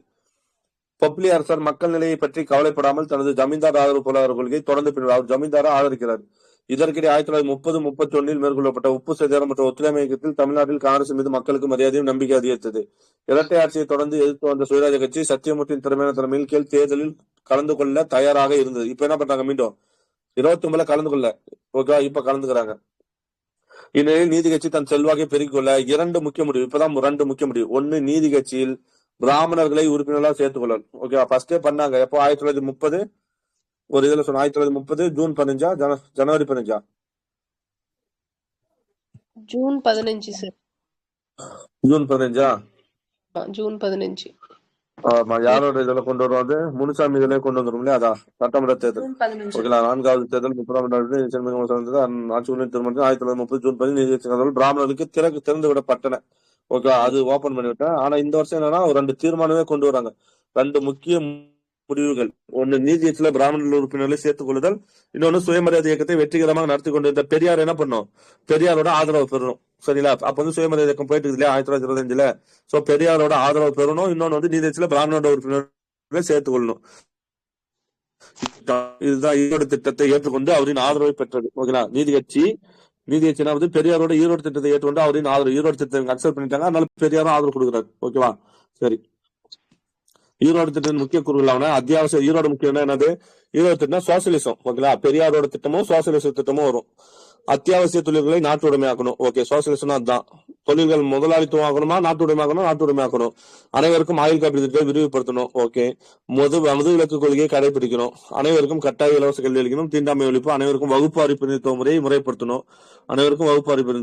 அனைத்து நிர்வாக அமைப்புகளும் அதிகாரத்தை பகிர்ந்து கொடுக்கணும். இருப்பினும் நீதி கட்சி 1934 சட்டமன்ற தேர்தலில் படு தோல்வி அடைந்தது. சுயராஜ் கட்சி 29 இடங்களில் வெற்றி பெற்று தனிப்பெரும்பான்மை இடம் தேர்ந்தது. யார் வந்தா? நீதி கட்சி என்னாச்சு? படு தோல்வி அடைஞ்சு 1934. சுயராஜ் கட்சி என்னாச்சு? 29 இடங்களை ஜெயிச்சிருச்சு, திகழ்ந்தது. எனினும் அக்கட்சி ஆட்சி பொறுப்பேற்க மறுத்தெழுதி விட்டால் பொப்புலேச தொடர்ந்து புரிஞ்சா? நீதி கட்சி ஜெயிக்கல. ஓகே, நீதி கட்சி ஜெயிக்கல. யாரு? சுயராஜ் கட்சி என்ன பண்ணுச்சு? சுயராஜ் கட்சி 29 இடம் தான் ஜெயிச்சு. சுயராஜ் கட்சி 29 இடம் ஜெயிச்சுக்குது. நீதி கட்சி தோத்துருச்சு. ஆனா என்ன ஆச்சுன்னா, சுயராஜ் கட்சி ஆட்சி அமைக்காதனால யார் ஆட்சி அமைக்கிறா? பொப்புலியரசர் தொடர்ந்து அமைச்சரா இருக்காரு, முதலமைச்சரா இருக்காரு. ஓகேவா? கேக்குதா? Okay sir. ஆட்சியின் வீழ்ச்சி. சிறுபான்மை அரசாங்கம். பொப்புலியரசர் சிறுபான்மை அரசாங்கத்தின் முதல்வராக நீடித்தாலும் நீதி கட்சியின் வீழ்ச்சியை தடுக்க முடியவில்லை. அக்கட்சி தலைமை கொறடா இருந்த யாரு? எம்.ஏ. முத்தையா செட்டியார். தலைமை கொறடா வந்து எம்.ஏ. முத்தையா செட்டியார். சொல்லுங்க, சொல்லுமா. சாப்பிட்டமா, தோசை சாப்பிட்டேன். தோசை சாப்பிட்டோமா. சொல்லுமா, கிளாஸ் போயிட்டு சொல்லுமா. சாப்பிட்டோம். ஓகே, பொப்புலி அரசர் சிறுபான்மை அரசாங்கத்தில் முதல்வராக நீடித்தாலும் நீதி கட்சியின் வீழ்ச்சியை தடுக்க முடியவில்லை. நீதி கட்சியின் தலைமை கொறடா இருந்த எம்.ஏ. முத்தையா செட்டியார் அவரது ஆதரவை விலக்கிக் கொண்டதால் ஆர்.கே. சண்முகம் செட்டி, ஆற்காடு ராமசாமி உள்ளியாரும் தேர்தலில் தோற்க நேர்ந்தது. யார் வெளியே வந்துட்டால இருந்து? எம்.ஏ. முத்தையா செட்டியாரும் வெளியே வந்துட்டாரு. ஓகேங்களா? கொரோடால இருந்து. அதுக்கப்புறம் ஓகேங்களா, ஆர்.கே. சண்முகம் செட்டியும் ஆற்காடு ராமசாமி மொழியாரும் என்ன பண்ணாங்க? தேர்தலில் தோத்துட்டாங்க. எனவே பொப்புலி அரசர் எம்.ஏ. முத்தையா செட்டியாரை கட்சியின் தலைமை கொறடா பதவியிலிருந்து நீக்கினார். அதான் அவரே போயிட்டாரு. ஓகே, அவரது ஆதரவு விலக்கி கொண்டாலும் அவர் பதவி நீக்கிறார். ஆனால் ஆத்திரமடைந்த செட்டியார் பொப்புலி அரசாங்கத்துக்கு எதிராக நம்பிக்கையில்லா தீர்மானத்தை கொண்டு வந்தார். 2வதா அவரை திருப்திப்படுத்துவதற்காக எஸ். குமாரசாமி ரெட்டியாருக்கு பதில் எம்.ஏ. முத்தையா செட்டியாரை கல்வி அமைச்சராகினார். பாத்தீங்களா? அதாவது கொறடா பதவியிலிருந்து அவர் தூக்கிட்டு அவர் என்ன பண்றாரு? இவருக்கு எதிராக என்ன கொண்டு வர்றாரு? நம்பிக்கையில்லா தீர்மானத்தை கொண்டு வர்றாரு. அதனால இவர் என்ன பண்றாரு? அவரை இது பண்றதுக்காக குமாரசாமி செட்டியாருக்கு பதிலா எஸ். குமாரசாமி ரெட்டியாருக்கு பதிலா என்ன பண்றாரு? முத்தையா செட்டியாருக்கு கல்வி அமைச்சர் பதவி கொடுக்கிறார். பிறரை திருப்திப்படுத்துவதற்காக புதிதாக உள்துறை அமைச்சரகத்தை ஏற்படுத்தி அதில் முகமது உஸ்மானையும் பின்னர் ஏ.டி. பன்னீர்செல்வத்தையும் அமைச்சராக நியமித்தார். இன்னொரு பதவி என்ன? புதுசா உள்துறை அமைச்சர் ஒரு துறையை உருவாக்கி அதுக்கு யார் தராரு? முகமது உஸ்மானையும் அதுக்கப்புறம் ஏ.டி. பன்னீர்செல்வத்தையும் அமைச்சராக நியமிக்கிறார். எதேச்சதிகாரம். எதேச்சதிகார போக்கு நீதி கட்சியினரிடையே அதிருப்தி அதிகரித்து விட்டது. கட்சி முக்கியஸ்தர்களை அவர் நேரில் பார்த்து பேச முடியவில்லை. தன்னை எதிர்த்தவர்களையும் அவருடன் ஒத்துப்போவத உள்ளாட்சி நிறுவனங்களையும் ஒடுக்க முற்பட்டார். இதற்காக உள்ளாட்சி அமைப்புகள் சட்டம் லோக்கல் போர்டு ஆக்ட் வந்து திருத்தப்பட்டது. எப்போ வந்துச்சு லோக்கல் போர்டு ஆக்ட்? எப்போ வந்துச்சு உள்ளாட்சி அமைப்புகள் சட்டம்? Very good, 1920. 20 தான். தாலுகா போர்டுகள் கலைக்கப்பட்டன. தனக்கு வேண்டாத ஒரு மாவட்ட மன்றம் தனக்கு வேண்டாத மாவட்டம் ஏன்னா 2ஆ பிரிச்சிட்டாரு. அவரோட ஒத்துழைக்க பிற மாவட்ட மன்றங்களையும் பிரிப்பதற்கான முயற்சி மேற்கொண்டனர். அதே போன்று அவரது அதிகாரத்துக்கு கீழ்ப்பணியாத நகராட்சி மன்றங்கள் முடக்கப்பட்டன. தனக்கு வேண்டாத நகராட்சி மன்ற தலைவர் தண்டிக்கப்பட்டனர். கமிஷனர்களை நியமிப்பதன் மூலம் இம்மன்றங்களில் சுதந்திரத்தை கட்டுப்படுத்தப்பட்டது. சுருங்க கூறிய நீதி கட்சியின் தேர்தல் வெற்றிக்கு ஊற்று கண்களாக இருந்த உள்ளாட்சி நிறுவன தலைவர்களை விரோதித்துக் கொண்டார். நீதி கட்சியோட தேர்தல் வெற்றி காரணமே அந்த இதுதான், உள்ளாட்சி தான். அதையே பழிச்சிட்டார். ஜமீன்தாரி இல்லாத நிலப்பகுதிகளில் அதீதமான நிலவரியை குறைக்க விடாப்படியாக மறுத்துவிட்டார். ஜமீன்தாரி இல்லாத பகுதியிலிருந்து நிலவரியை குறைக்கல. ஓகேங்களா? பொருளாதார நெருக்கடியில் உழன்று கொண்ட விவசாயிகளுக்கு நிலச்சொந்தாலும் பொப்புலியாசன் விவேகமற்ற நடவடிக்கைகளை பெரிதும் பாதித்தார். இதன் காரணமாக இவர் கிராம மக்களின் ஆதரவை இழந்தார். காங்கிரஸோட செல்வாக்கு. இந்திய விடுதலை போராட்டத்தை முன்னின்று நடத்திய அகில இந்திய காங்கிரசின் செல்வாக்கு மக்களிடையே பரவி கொண்டது. இந்த சமயத்தில் பொப்புலி அரசர் பிரிட்டிஷ் அரசாங்கத்தோடு சேர்ந்து கொண்டு நிலவரியை குறைக்க கோரி காங்கிரஸ் நடத்திய ஆர்ப்பாட்டங்கள் மற்றும் போராட்டங்களுக்கு எதிராக கடுமையான நடவடிக்கைகளை எடுத்தார். பொப்பிலியர்ஸ் வந்து ஆங்கிலேயோட சேர்ந்துட்டு காங்கிரஸ் உள்ள வைக்கிறார் ஜெயில. இத்தகைய அடக்குமுறை நடவடிக்கையில் காங்கிரஸ் மக்கள் செல்வாக்கை அதிக செய்தன. எளிய உடை அணிந்து நாட்டு விடுதலையை காங்கிரஸ் போராடி கொண்டிருக்கையில் நீதி கட்சி முதலமைச்சரும் முதலமைச்சரும் அதிக ஊதியம் பெற்று கொண்டு ஆடம்பரமா வந்ததை மக்கள் வெறுப்போடு பார்த்தனர். பத்திரிகையில் கண்டித்தனர். சுருங்கக்குடியின் பொப்பிலியர்ஸ் அடக்குமுறை விதைத்து மக்களின் வெறுப்பை அறுவடை செய்தார். நீதி கட்சி மீதும் தலை தூக்க முடியாத அளவுக்கு 1934 சட்டமன்ற தேர்தலில் தோற்கடிக்கப்பட்டது. காங்கிரஸ் வெற்றி பெற்று ஆட்சியை பிடித்தது. 37 சட்டமன்றத்தில் தேய்ச்சது. ஓகே. 1938 டிசம்பர் 29ஆம் தேதியிலிருந்து 1937 நீதி கட்சி எப்ப பார்த்தா ஜெயில பெல்லாரி ஜெயில இருந்தாரா பெரியாரு.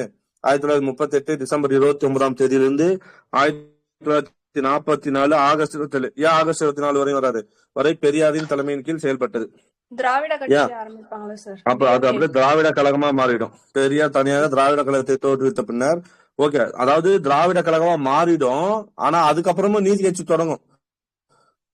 ஓகே, அப்ப பாருங்க பெரியார் திராவிட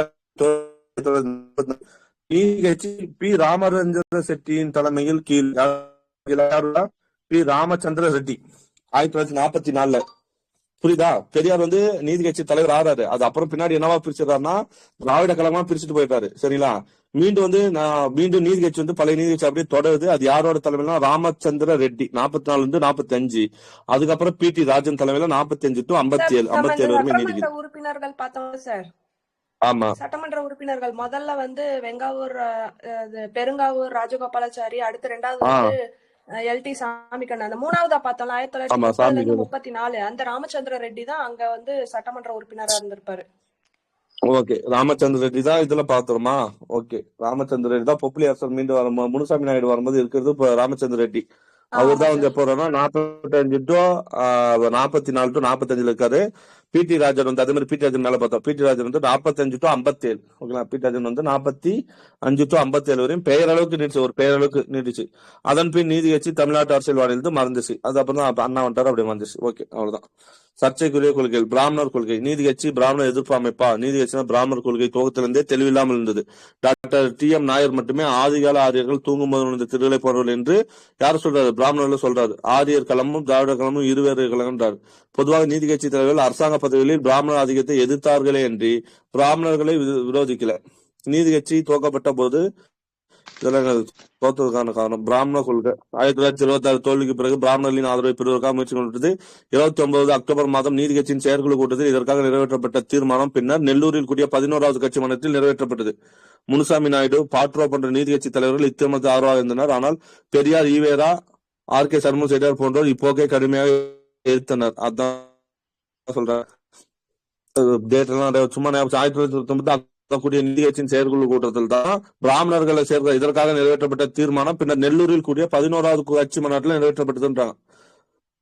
அதுக்கப்புறம் வந்து பெரியார்லாம் இதை எதிர்க்கிறாரு. முனுசாமி நாயுடு, பாட்டோல இதை ஆதரிக்கிறாங்க. அதாவது பிராமணர்ல வேணும்ன்றது. பெரியார் அது அன்னைக்கே வந்து கடும் போக்கு இது பண்றாரு. 30களில் நீதி கட்சியின் செல்வாக்கு சரிந்த போது 1934 ஆண்டு 34 ஆகஸ்ட் மாதம் நீதி கட்சி அதன் கதவுகளை பிராமணர்கள் திறந்து பார்த்தோமா? 1934 என்ன பச்சு 2 தீர்மானம் கொண்டு வந்துச்சா? ஒரு தீர்மானம் என்ன? ஒரு தீர்மானம் பிராமணர்களுக்கு வந்து இடம் கொடுக்கணும். 2வது என்ன பார்த்தோம்? பெரியாரோட ஆதரவு பெறணும்னு சொல்லிட்டு இந்த பிராமணர்கள் வந்தோடனே பெரியார் என்ன பண்றாரு? ஆதரவு விலக்கிட்டார். சரியா? சிறுபான்மையினர் கொள்கை. அடுத்தது சிறுபான்மை நீதி கட்சி அனைத்து பிராமணர்கள் என்ற தேர்தல் வாக்குறுதியுடன் ஆட்சி வந்தது. இதுல ஆதி திராவிடர்களும் முஸ்லிம்களும் சிறுபான்மை உறுப்பினரும் அந்த வாக்குறுதியை நம்பினார். நீதி கட்சி என்ன பண்ணுச்சுன்னா ஆர்வத்துடன் ஆதரித்தனர். ஆனா ஆட்சி வந்து சில ஆண்டுல அவங்க என்ன பண்ணாங்க? அந்த பெரிய கட்சி தான் செட்டியார், முதலியார், நாயுடு பிள்ளை உயர்ஜாதி வகுப்பு மட்டுமே போயிடுச்சு. சட்டமன்ற உறுப்பினர் அப்பாஸ் அலிகான் ஒரு முஸ்லீமுக்கு கூட அமைச்சரவையில் இடம் தரவில்லை என்று வெளிப்படையாக குற்றம் சாட்டினார். 1923. நோட் பண்ணுங்க, யாரு சொல்றா அந்த குற்றம் சொன்னது? அப்பாஸ் அலிகான். அப்பாஸ் அலிகான் சொல்றாரு, ஒரு முஸ்லீமுக்கு கூட என்ன பண்ணல, அமைச்சரவையில் இடம் தரவில்லை என்று வெளிப்படையாக குற்றம் சாட்டினார். டி எம் நாயர் இறந்த பின் ஆதி திராவிடர்களின் நலம் புறக்கணிக்கப்பட்டது. டி எம் நாயர் இறந்த பின்னாடி ஆதி திராவிட நலம் புறக்கணிக்கப்பட்டது. ஓகேங்களா? அடுத்தது புளியந்தோப்பு நிகழ்ச்சிகள் என்று அழைக்கப்பட்ட P&C மில் வேலை நிறுத்தம். புளியந்தோப்பு என்ற நிகழ்ச்சி என்னது? புளியந்தோப்பு நிகழ்ச்சி அழைக்கப்பட்டது என்னது? B&C மில் வேலை நிறுத்தம்.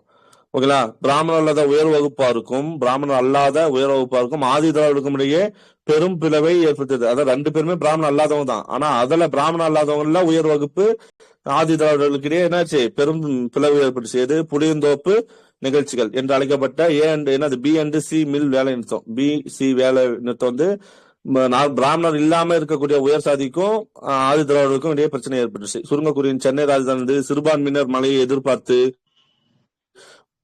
பெறவில்லை. சிறுபான்மையினா ஆதி திராவிடர்கள், முஸ்லிம்கள் இவங்க எல்லாம் என்ன பண்ணல, அவங்களுக்கு எதுவுமே நடக்கல அப்படின்றாங்க. தேசப்பற்று. இந்த பக்கம் என்னன்னா காந்தி பெருசா வர்றாரு இல்லையா, சோ அவரோட தேசப்பற்று. காங்கிரஸ் மற்றும் மக்கள் வந்து அவங்களுக்கு இது பண்றாங்க. ஓகேவா. அடுத்தது நீதி கட்சி ஒரு சாதனைகள். நீதி கட்சியின் தமிழ்நாட்டின் எழுச்சி தற்கால தமிழர்கள் திருமண இலக்கம் சென்னை ராஜதானியில் பிராமண அல்லூர் சார்பாக துவப்பட்ட முதல் அரசியலமைப்பு என்னது? நீதி கட்சி தான். பிராமண அல்லூர் சார்பாக துவப்பட்டது. இக்கட்சியின் சாதனைகள். நீதி கட்சி குரல் இல்லாதிருந்த பிராமண அல்லாதோரின் குரலாக ஒலித்தது. இக்கட்சியின் குறிக்கோள் பிராமண அல்லதோர் பிரகடனத்தின் மூலம் தெளிவாக்கப்படுது. கட்சியின் பத்திரிகைகள் மூலம் குறிக்கோள் மக்களிடையே பிரச்சாரம் செய்யப்படுது. நீதி கட்சியின் சட்ட சாதனைகளில் முக்கியத்துவம் வாய்ந்த வகுப்பாரி பிரதிநிதித்துவம் அரசாங்க அணி. 2 அரசாங்க அணிப்பமா 1921 22 1921 எப்போ செப்டம்பர் டேட் 1921 செப்டம்பர் 17 அக்டோபர், அடுத்தது September 17 August 16 August 16. Okay. 1921 September 17 1922 August 16. அது ரெண்டுமே 128 வரும். ஓகே. நெக்ஸ்ட் அடுத்து வந்து என்ன பண்றாங்க, இந்த ஆணையின் அடிப்படையில் தான் பிற்கால இடஒதுக்கீட்டு கொள்கையை வகுப்பண்ண அவரு வகுத்தாரு இல்ல முத்தையா செட்டியார். அந்த இதெல்லாம் இந்து மத அறக்கட்டளை சட்டம் இந்து கோயில்களை அரசாங்கத்தின் நேரடி 1922 டிசம்பர் 18 மசோதா கொண்டு வந்து 1925 சட்டமாக்கப்படுமா. அது பெண்களுக்கு வாக்குரிமை வழங்கியது. பெண் உரிமை வழங்கப்படுறா முதல் முன்னேற்ற நடவடிக்கை ஆகுமா. பெண்ணுக்கு வாக்குரிமை அப்ப 1921 பார்த்தோமா. 1921. அடுத்து வந்து சென்னை மாநகராட்சி துவக்கிய இலவச மதிய உணவு திட்டம். இலவச உணவு திட்டம் 1920 போட்டிருந்தாங்க. ஓகே. அதுக்கப்புறம் பின்னர் அரசாங்கம் விடுபட்டு மதிய உணவு திட்டம் ஆயிடுச்சு. பஞ்சமர்கள் என்று ஒதுக்கி வைக்கப்பட்டிருந்த தாழ்த்தப்பட்டவங்களுக்கு ஆதிராவிட பேர் பார்த்தோமா. 1922 ஜனவரி 10 அதான ஜனவரி என்ன சொன்னீங்க, ஜனவரி 10 தானே, ஜனவரி 20 1922 ஜனவரி 20 கன்ஃபியூஸ். ஆமா 1922 இல்ல 23 பாத்துக்கலாம் அதை. ஓகே. உள்ளாட்சி அமைப்புகள் சட்டம். உள்ளாட்சி அமைப்புகள் சட்டம் எப்போ 1920 உள்ளாட்சி அமைப்புகள் சட்டம். புள்ளிதழ் ஜனநாயக அமைப்பு, அதான் அந்த புள்ளிதழ் ஜனநாயக அமைப்புகளுக்கு புத்துயிர் ஊட்டப்படுது. இந்த நூலுக்கு அதிகாரம் பகிர்ந்து அளிக்கப்பட வேண்டும் என்ற முயற்சி தொழில்நோக்குடன் மேற்கொள்ளப்பட்ட பாராட்டுக்குரிய வெளியாகும். தாழ்த்தப்பட்ட மக்கள் சொந்த வீடு கட்டியுள்ளதற்காக பட்டாமனைகள் வழங்கப்படும் திட்டத்தை நீதி கட்சி அறிவிச்சு இலவச பட்டா கொடுத்தாங்க. மாநிலத்தின் பொருளாதார வளர்ச்சி தொழில்மயமாதல் தான் உள்ளது என்பதை நன்கு நீதி கட்சி சென்னை மாநில தொழிற்சாலை. இதான் இதுவும் குரூப் 2 இதுல கேட்ட கொஸ்டின். குரூப் 2A மெயின்ஸ்ல கேட்ட குரூப் 2A மெயின்ஸ். ஓகேவா. இந்த கொஸ்டின் 2 கொஸ்டின் சொல்றேன். நீதி கட்சியில 2 கொஸ்டின் வந்துச்சு. மாநிலத்தின் பொருளாதார வளர்ச்சி தொழில்மயமாதல் தான் உள்ளது என்பதை நன்குணர்ந்த நீதி கட்சி சென்னை மாநில தொழிற்சாலைக்கு உதவ என்ன படிச்சு தொழிற்சாலை உதவி சட்டம் இது பேரு. ஓகேவா. Okay. Madras state eight industries, அதாவது தொழிற்சாலை சென்னை மாநில தொழிற்சாலைகளுக்கு உதவ சட்டம். ஓகேவா. எப்போ இதுவும் 1922 போன இதுல வந்துச்சு. வந்து என்னன்னு 23 கொடுப்பாங்க. சரியான இணைய காண்க 1923 தப்பு அது. ஓகேங்களா. அதான் புரியுதா. இது என்னன்ட்டு சென்னை மாநில தொழிற்சாலை இந்த உள்ள தொழிலுக்கு உதவு சட்டம் எப்போ 1922. இந்த சட்டம் மூலியமா என்னன்னா அவங்களுக்கு வந்து உதவி பண்றது. இது தொலைநோக்கூடிய பொருளாதார திட்டமாகும். நீதி கட்சியின் இது கேள்வி முக்கியமான கேள்வி நோட் பண்ண. நீதி கட்சியின் துவக்ககால நடவடிக்கைகளின் விளைவாக மாநில மக்களிடையே குறிப்பாக தாழ்த்தப்பட்ட பிற்படுத்தப்பட்ட மக்களிடையே தன்மான உணர்வும் உரிமை வேட்கையும் வாழ்க்கையும் உயர வேண்டும் என்ற வளராயிற்று. வரலாறு காணாத வளர்ச்சி. நீதி கட்சி ஆட்சியின் கீழ் சென்னை வரலாறு காணாத வளர்ச்சி என்று சென்னை நகர திட்டம் அதான் பார்த்தோம்ல town Madras town planning act உள்ளாட்சி அமைப்பு சட்டம் 1920 செயல்படும் விளைவாக பல குடியிருப்புகளை உருவாக்கின. நீண்ட நுங்கம்பாக்கம் நீர்நிலை அமைக்கப்பட்டது. மர்மலான் கிராமம் நுங்கம்பாக்கம் நீர்நிலை மர்மலா. சார் அந்த உள்ளாட்சி அது ஏதோ தமிழ்ல சொன்னீங்க எனக்கு சரியா தெரியல. இங்கிலீஷ்ல வந்து 2 கொடுத்திருக்காங்க. மெட்ராஸ் டவுன் பிளானிங் ஆக்ட்னு கொடுத்திருக்காங்க, லோக்கல் போர்டு ஆக்ட்னு கொடுத்திருக்காங்க. 2 ஆக்டுமே 1920 தான். 1920 தான். உள்ளாட்சின்னு வந்தாலே 1920 தான். ஓகேங்களா. இல்ல இதுல உள்ளாட்சி கொடுத்திருப்பாங்க. இல்ல நான் என்ன சொல்றேன், உள்ளாட்சின்னு வந்தாலே உள்ளாட்சியில் தான் நகராட்சி தனியா கிராம பஞ்சாயத்து தனியா எல்லாத்தையும் சேர்த்துதான் உள்ளாட்சி. நான் உங்களுக்கு ஷார்ட்டா சொல்லிட்டேன் அவ்வளவுதான். ஓகேங்களா. இதுவும் தான் அதுவும் இதுதான். நீங்க உள்ளாட்சின்னு வந்தாலே என்ன போட்டுருங்க. உள்ளாட்சின்னா என்ன அர்த்தம், உள்ளாட்சினா ஒரு பக்கம் கிராம பஞ்சாயத்து ஒரு பக்கம் நகராட்சி பஞ்சாயத்து, இது 2 சேர்த்துதான் உள்ளாட்சி. காமன் வார்த்தை தான் உள்ளாட்சி. நீங்க அதை வந்து அப்படி சிம்பிளா எடுத்துட்டு போயிடுங்கன்றேன். உள்ளாட்சின்னு வந்தாலே 1920 அப்படின்னு எடுத்துங்க. ஓகேங்களா. நகராட்சி வந்தாலும் 20, உள்ளாட்சி வந்தாலும் 20. சென்னை நகர திட்ட சட்டம் மெட்ராஸ் டவுன் பிளானிங் ஆக்ட் வந்து 1920. ஓகேங்களா. அதுக்கப்புறம் என்ன போச்சுன்னா பட்ட விளைவாக பல குடியிருப்பு காலனிகள் உருவாக்கப்பட்டன. நீண்ட நுங்கம்பாக்கம் நீர்நிலை அமைக்கப்பட்டது. மர்மலான் கிராமம் மாம்பழம் ஆயிடுச்சு. மர்மலான்ற கிராமத்தை என்ன மாத்தினாங்க மாம்பழம். இன்னைக்கு சென்னையில மாம்பழம்னு ஒரு இது இருக்கும் இல்லையா, அது மர்மலான்ற கிராமம் தான் மாம்பழம் ஆயிடுச்சு. தியாகராய நகர் பெயர் பெற்றது. ஓகே. சென்னை நகரின் மையப்பகுதியில் பனகல் பூங்கா அமைந்தது. உஸ்மான் ரோடு, உஸ்மான்லாம் லாஸ்டா ஒருத்தர் பார்த்தோம் இல்லையா, உள்துறை அமைச்சராகி உஸ்மான்ற ஒரு பதவி வந்தது. அதை பார்த்தோம். Usman road, Habibullah road, Thanikachalam road, Natesan பூங்கா பாண்டி பசார் போன்றவை நவநாகரிக அடைகளாயின. மருத்துவ படிப்பாக இந்திய மருத்துவ பள்ளி துவக்கப்பட்டது. வடிவுப்புள்ளி இந்திய மருத்துவ பள்ளி. அடுத்து சிவஞானம் பிள்ளை குழுவின் பரிந்துரையின் வளர்ச்சித்துறைகள் வளர்ச்சியா ஏதோ ஒரு பேஜ் மிஸ் ஆகுது நினைக்கிறேன். என்ன சார் இதுக்கு அடுத்த பேஜ் என்ன பாருங்க, இது எத்தனை பேஜ்? 282 அடுத்த பேஜ் மிஸ் ஆகுதா? 283 தான், கரெக்டா தான் இருக்குது. ஓகே அது இங்க இருக்குது. சிவஞான பிள்ளை குழுவின் பேரில் பரிந்துரையின் பேரில் தான் பின்னர் அண்ணாமலை பல்கலைக்கழகம் துவப்படுது. நோட் பண்ணுங்க, அண்ணாமலை பல்கலைக்கழகம் எப்போ? 1929. அதான பாப்பா, அண்ணாமலை பல்கலைக்கழகம் 1929. ஆந்திரா பல்கலைக்கழகம் எப்போ?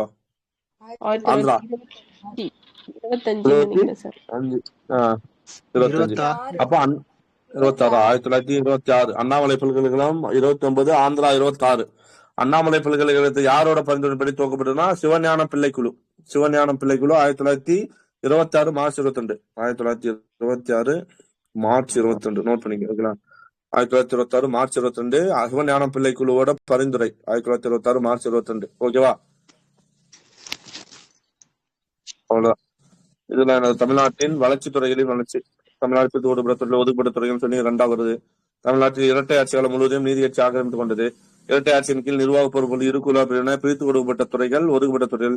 ஒதுக்கப்பட்ட துறைனா கல்வி, பொதுப்பணிகள், விவசாயம், உள்ளாட்சி, பொது சுகாதாரம், மருத்துவம், தொழில், கல்வி, வளர்ச்சி, ஆராய்ச்சி போன்ற துறைகள் பிரித்து கொடுக்கப்பட்ட துறைகளாகும். இதெல்லாம் பிரித்து கொடுப்பது. அதே போன்று காவல், நீதி, நிர்வாகம், நில வருவாய் பிரித்து கொடுப்பதுனா டம்மி. இதெல்லாம் கல்வி, பொதுப்பணி, விவசாயம், உள்ளாட்சி, பொது சுகாதாரம், மருத்துவ நிர்வாகம், தொழில், கல்வி, வளர்ச்சி, ஆராய்ச்சி இதெல்லாம் பொறுப்பு பிரித்து கொடுக்கப்பட்டது. அதே போன்று காவல், பவர், நீதி, நிர்வாகம், நில வருவாய், சிறை, தொழில் தகராறு தீர்த்தல் போன்றவை ஒதுக்கப்பட்ட தொழிலாகும். நீதி கட்சிக்கு என்ன கொடுப்பாங்க? இரட்டை ஆட்சியில என்னது? கீழே இருக்கிறவங்களுக்கு பிரிக்கப்பட்ட துறையும் ஆளுநருக்கு தான் ஒதுக்கப்பட்ட துறையிலும் இருந்துச்சு. ஓகேவா? இதெல்லாம் பெருசா ஒண்ணும் இல்ல. நீதி கட்சியின் குறைகள், நீதி கட்சி எல்லாம் அது எல்லாமே என்ன சொல்லணும்னா உயர் வகுப்புக்கு மட்டுமே போராடிச்சு அது இதுன்னு சொல்லியிருக்கோம். எதேச்ச அதிகாரம் இருக்கும். ஓகேலாம் மதிப்பீடு நீதி கட்சி நல்லா இருந்துச்சு, சூப்பரா இருந்துச்சு. பொறுப்புல சேர்த்து பிராமணர்களுக்கு இதான் பண்ணிச்சு, அதை பண்ணிச்சு. குற்றப்பழங்குடியினர் சட்டத்தை நீக்காத சமுதாய தவறாகும். நோட் பண்ணுங்க.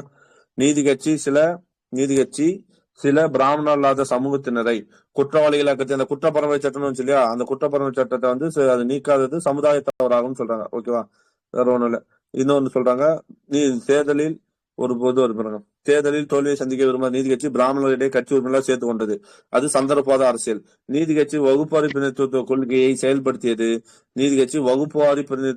செயல்படுத்தியது பிராமணர் அல்லாதவரின் வாக்குகளை பெறுவதற்காக தான் என்று குறை கூறினார் கம்யூனிஸ்ட் தலைவர் பி. ராமமூர்த்தி. யார் குறை கூறுது?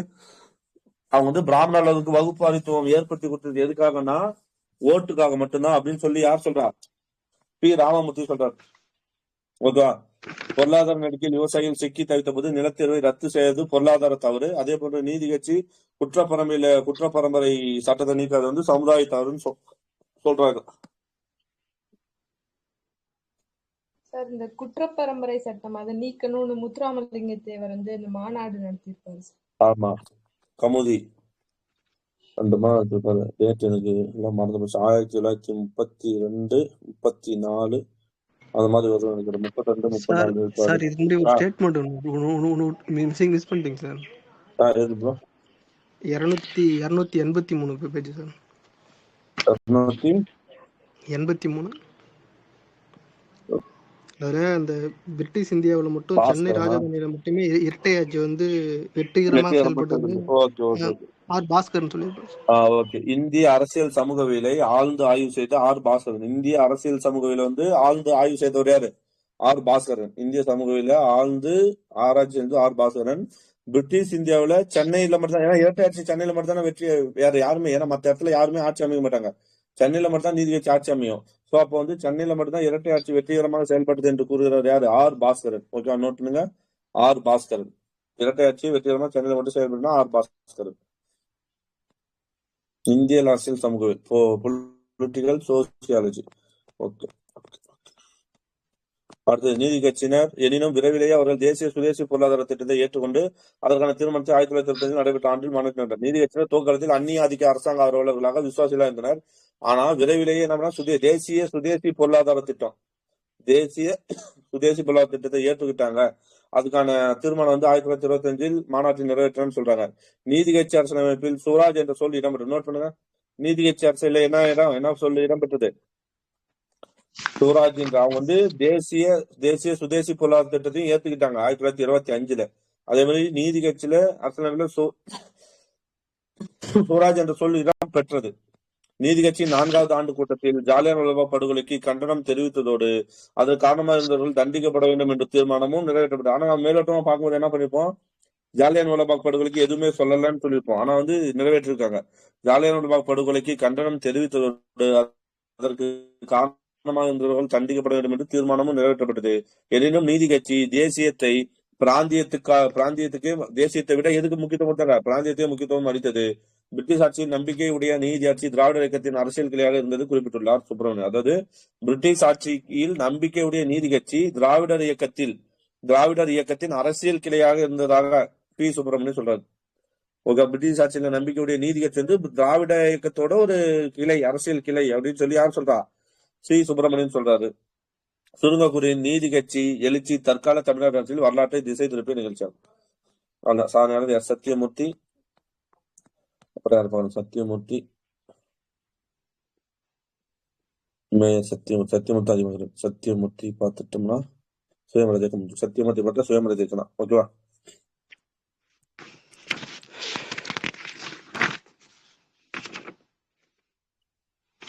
சத்தியமூர்த்தி 1887 இருந்து 1943. ஓகே, நோட் பண்ணுங்க. சத்தியமூர்த்தி 1887 43. இளமை காலம் வந்து 1887 ஆகஸ்ட் 19 புதுக்கோட்டை மாவட்டம் திருமயத்தில் வைதிக பிராமண குடும்பத்தில் இருந்தார். ஓகே, எங்க வருகின்றது? புதுக்கோட்டை திருமயம். Okay, 1887 August 19 87. இவர் வந்து பள்ளிப்படிவம் விட்டு கருவிலேயே திருவுடைய இவர் பள்ளி படிப்பை முடித்து விட்டு சென்னை கிறிஸ்துவ கல்லூரியில் பட்டப்படிப்பு முடித்தார். சென்னை கிறிஸ்துவ கல்லூரி. பின்னர் சட்டம் பயின்று வழக்கறிஞர் ஆனார். சென்னை கிறிஸ்துவ கல்லூரியில பட்டப்படி முடிச்சுட்டு இவரே ஒரு வழக்கறிஞர் தான். ஓகேவா? அடுத்தது கல்லூரியில் படிக்கும்போது சத்தியமூர்த்தி பேசுறதுக்கு மனத்தை என்றால் காங்கிரஸ் பிரமுகர். சத்தியமூர்த்தி வக்கீல் தொழிலை விட நாட்டு விடுதலைக்கு அதிகமாக காங்கிரஸ் தேசிய நோட்டில் நீதி உறவிலே தமிழ்நாடு காங்கிரஸ் பிரமுகர். 1917 கல்கத்தாவில் நடைபெற்ற காங்கிரஸ் மாநாட்டில் கலந்து கொண்டு கல்கத்தாவில் 1917 அம்மையார் என்ன பேர், அவங்க பேரு அன்னி பெசன்ட் அம்மையார் தலைமை அந்த மாநாட்டில் கலந்து கொண்டு நாவன்மையை வெளிப்படுத்தினார். அங்கே போய் பேசியிருக்காரு. அப்போ நாவன்மையை வெளிப்படுத்தினார், அங்க போய் பேசியிருக்காரு. அதே போன்று சத்தியமூர்த்தி காஞ்சிபுரம் காங்கிரஸ் மாநாட்டில் பங்கேற்று, நோட் பண்ணுங்க, இதுல காஞ்சிபுரம் காங்கிரஸ் மாநாட்டில் பங்கேற்று அரசாங்கத்துக்கு ஒத்துழைப்பு கொடுக்க கூடாது என்று முறையினால் 1918. அடுத்த இதுல 17 கல்கத்தால போய் பேசியிருக்காரு. 18 காஞ்சிபுரம் காங்கிரஸ் மாநாடு, நம்ம தமிழ்நாடு காங்கிரஸ் மாநாட்டுல காஞ்சிபுரம் நடந்தது. அந்த மாநாட்டுல போயிட்டு என்ன பண்ணிக்கிறாரு, அரசாங்கத்துக்கு ஒத்துழைப்பு கொடுக்கூடாதுன்னு சொல்லிக்கிறாரு. அதன் விளைவாக அன்னி பெசன்ட் அம்மையார் முன்மொழிந்த பிரிட்டிஷ் அரசாங்கத்துடன் ஒத்துழைத்து பேச்சுவார்த்தை மூலம் தீர்வு காண வேண்டும் என்ற தீர்மானம் தோற்கடிக்கப்பட்டது. ஓகேங்களா? அதன் விளைவாக அன்னி பெசன்ட் அம்மையார் என்ன சொல்றாங்கன்னா, பிரிட்டிஷ் அரசாங்கத்தோட ஒத்துழைத்து நம்ம என்ன பண்ணோம், பேச்சுவார்த்தை மூலம் தீர்வு காணும்னு சொல்றாங்க. அந்த இதை வந்து இவர் வந்து என்ன பண்றாரு, ஒத்துழைப்பு கொடுக்கூடாதுன்னு சொல்லி தோற்கடிக்கிறாரு. அன்னி பெசன்ட் அம்மையாரையே தோற்கடிக்கிறார். வெளிநாட்டு பயணம் 1919 மாண்டேக் சமூகத்தை ரவுடி சட்டத்தை எதிர்த்து காங்கிரஸ் போராடி கொண்டிருந்தது. அப்போது லண்டனில் நடைபெற்ற பிரிட்டிஷ் பாராளுமன்ற கூட்டுக்குழு நம்ம ஒண்ணு பார்த்தோம் இல்லையா, பிரிட்டிஷ் பாராளுமன்ற கூட்டுக்குழு நினைச்சா அந்த கூட்டத்தில் கலந்து கொண்ட இந்தியன் எதிர்ப்பை பதிவு செய்வதற்காக சத்தியமூர்த்தி தேர்ந்தெடுத்து அனுப்புறார். சத்தியமூர்த்தி என்ன பண்றாரு, ஒரு பக்கம் அனுப்புறாரு. இந்த பக்கம் நான் பார்ப்போம் ஆற்காடு ராமசாமி, அப்புறம் என்ன பார்த்தோம், அவர் பேரு வெங்கட்ரா, என்ன பார்த்தா கூர்க்கு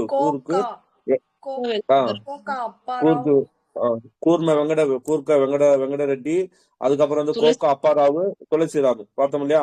அதே மாதிரி இன்னொருத்தர் யாரோ ஒருத்தர் போவாரு. இது இல்லாம நடேசன் தனியா போவார்ல, நடேசன் தொழிலாளர் தான் நடேசன் போவாரு. அதே மாதிரி சத்தியமூர்த்தி போறாரு. அப்போது அவருக்கு வயது 32. லண்டனில் இருந்தபோது சத்தியமூர்த்தி சென்னை இந்து பத்திரிகையின் நிருபராக பண்ணார். லண்டன்ல இருந்தபோது சத்தியமூர்த்தி என்ன பண்ணார், சென்னை இந்து பத்திரிகையின் நிருபராக பணியாற்றார். சத்தியமூர்த்தி சென்னை இந்து பத்திரிகையின் நிருபராக பணியாற்றினார். சத்தியமூர்த்தி இங்கிலாந்திலும் அயர்லாந்திலும் சுற்றுப்பயணம் மேற்கொண்டு இந்திய விடுதலையாக பிரச்சாரம் செய்தார். 6 மாத கால சுற்றுப்பயணத்தை முடித்துக் கொண்டு 1920 சென்னை திரும்பினார் சத்தியமூர்த்தி. சட்டமன்ற ஒத்துழையாமை. இவர் வந்து என்ன பண்றாருன்னா, சத்தியமூர்த்தி காந்தி தலைமையில் நடைபெற்ற ஒத்துழைமையத்தில் பங்கேற்றார். இவர் என்ன பண்றாரு, மாற்றம் வேண்டுவோர் மாற்றம் வேண்டாத ஒரு சுற்றுப்பயணம் பெற்றது. சூரத் பிளவுக்கு காங்கிரஸ் இருந்தபடுத்து இவர் வந்து என்ன பண்ண சுயராஜ் கட்சியை துவங்கினாரு. அதுல வந்துடுறாரு. தமிழ்நாட்டில் இவர் தான் தலைவர். மாற்றம் வேண்டிய சத்தியமூர்த்தி சட்டமன்றத்தில் போட்டி பெற்று சட்டமன்ற ஒத்துழைமை இயக்கத்தை தொடாத என்று தீர்மானித்தார். ஓகே, தொடர்வது என்று நம்பிக்கையில்லா தீர்மானம். 1923 பார்த்தோமா, 1923 ஞாபகம் தான் பாருங்க, யாரு பனகலாசர் மேல வந்து ஒருத்தர் வந்து இது கொண்டு வருவாரு, யாரு சிஆர் ரெட்டி கொண்டு வருவாரு. அதை யாரு ஆதரிச்சுப்பாருன்னு பார்த்தோம், சுயராஜ் கட்சியை சார்ந்த சத்தியமூர்த்தி ஆதரிச்சு பண்ண பார்த்தோமா. நீதி கட்சியினருக்கு சவாலாக போட்டியிட்ட சுயராஜ் வெற்றி பெற்ற சுயராஜ் உறுப்பினர் சட்டமன்றம் 1923 டிசம்பர் 23 அவர்களுடைய கொள்கைப்படி நீதி கட்சி அரசாங்கத்துக்கு எதிராக செயல்பட்டனர். ஆளும் கட்சிக்கு எதிராக சிஆர் ரெட்டி கொண்டு வந்த நம்பிக்கையில்லா தீர்மானத்தை சத்தியமூர்த்தி ஆறாவரத்துடன் ஆதரித்தார். பார்த்தோமா. அதுக்கப்புறம் சுயராஜேஸ்வரன் நீதி கட்சி வேட்பாளர்களை விட அதிக இடங்களில் வெற்றி பெற்றார். 1926 எவ்வளவு பார்த்தோம்? அடுத்த சட்டமன்ற தேர்தலில் சுயராஜ கட்சி தான் நீதி கட்சி வேட்பாளர்களை விட அதிக இடங்களில் வெற்றி பெற்றனர். ஆனால் என்ன பண்ணல, 4 ஆண்டு காலத்துக்கு இவர்கள் நீதி கட்சி அரசாங்கத்துக்கு எதிராக செயல்பட்டனர். அதாவது இது பண்ணல, சுயேட்சைக்கு சப்போர்ட் பண்ணாங்க. சென்னைக்கு வந்த சைமன் கமிஷனை இவங்களை எதிர்த்து நடைபெற்ற போராட்டத்தில் சுயராஜ் கட்சியினர் பங்கேற்றனர் 1929. ஆமா தானே? இவரோட தலைமையில் தானே, இவரோட தலைமையில் சத்தியமூர்த்தி தலைமையில் தானே போராட்டம் செஞ்சோம். பாரதி பக்கம் பிரிட்டிஷ் அரசாங்கம் பாரதியாரின் பாடல்களை தடை செய்வதை எதிர்த்து சென்னை சட்டமன்றத்தில் தீர்மானம் நிறைவேற்றப்பட்டது. பிரிட்டிஷ் அரசாங்கம் பாரதியார் அதை எதிர்த்து சென்னை சட்டமன்றத்தில் தீர்மானம் நிறைவேற்றப்பட்டது. இத்தீர்மானத்தை ஆதரித்து பேசிய இந்த தீர்மானம் தடை செய்ததை எதிர்த்து ஒரு தீர்மானம் அதை ஆதரித்து பேசிய சத்தியமூர்த்தி பாரதியாரின் பாடல்களின் பெருமை பற்றி கேட்டார். பிணிக்கும் முறை நிகழ்த்தினார். கேட்டார் பிணிக்கும் முறை, அதாவது பாரதியார் பத்தி பெரிய உரை நிகழ்த்துறாரு. அவரது சட்டமன்ற வரலாற்று முக்கிய பேச்சு மக்களை பாரதியாளர்கள் பிரபலமுடைய காரணம். இவரோட பேச்சு தான் பாரதியாரோட இது மக்களிடையே சென்றதே ரீசனா இருந்துச்சுன்றாங்க. அது என்று தனது அனுபவத்தை பகிர்ந்து கொள்கிறார் சி சுப்பிரமணியம் சொல்றாரு. சி சுப்பிரமணியம் யாருன்னா ராஜாஜிக்கிறார்ல, ராஜாஜோட சீடர் தான் சி சுப்பிரமணியம்.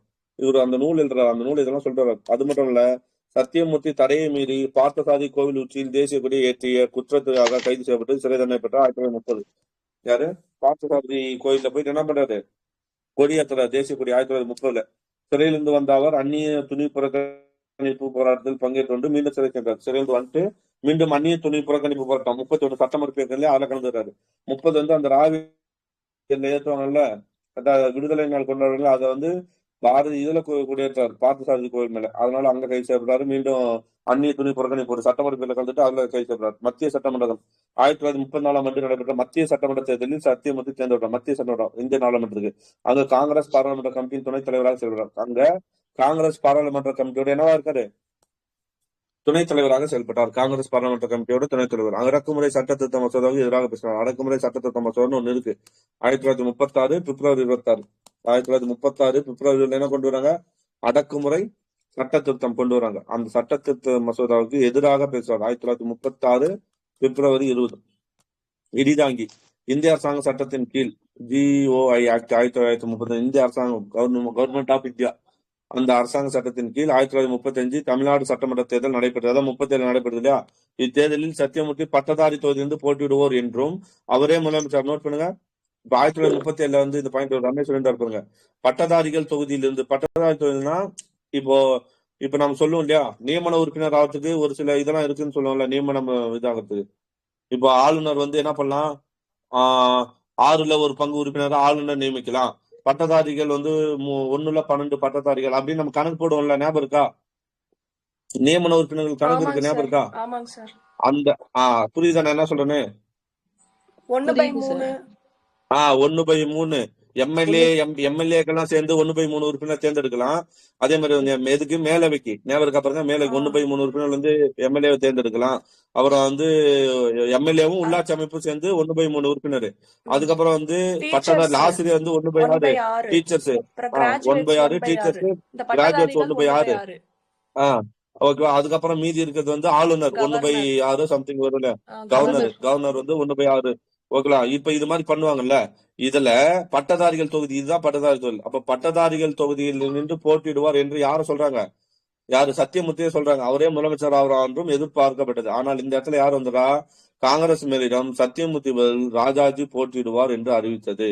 ராஜாஜி முதலமைச்சரானார். அரசியல் அடியை தாங்கி கொண்ட, அப்போ இது அவர் மிகப்பெரிய அடி இல்லை, ஏன்னா அவர் முதலமைச்சராக இருக்கணும்ல. அரசியல் அடியை தாங்கி கொண்ட சத்தியமூர்த்தி ராஜாஜிக்கு எதிராக செயல்படவில்லை. அதுதான் மேல். அதே ராஜாஜி என்ன பண்ணிருப்பாரு? உடனே அங்கே இது பண்ணிருப்பாரு.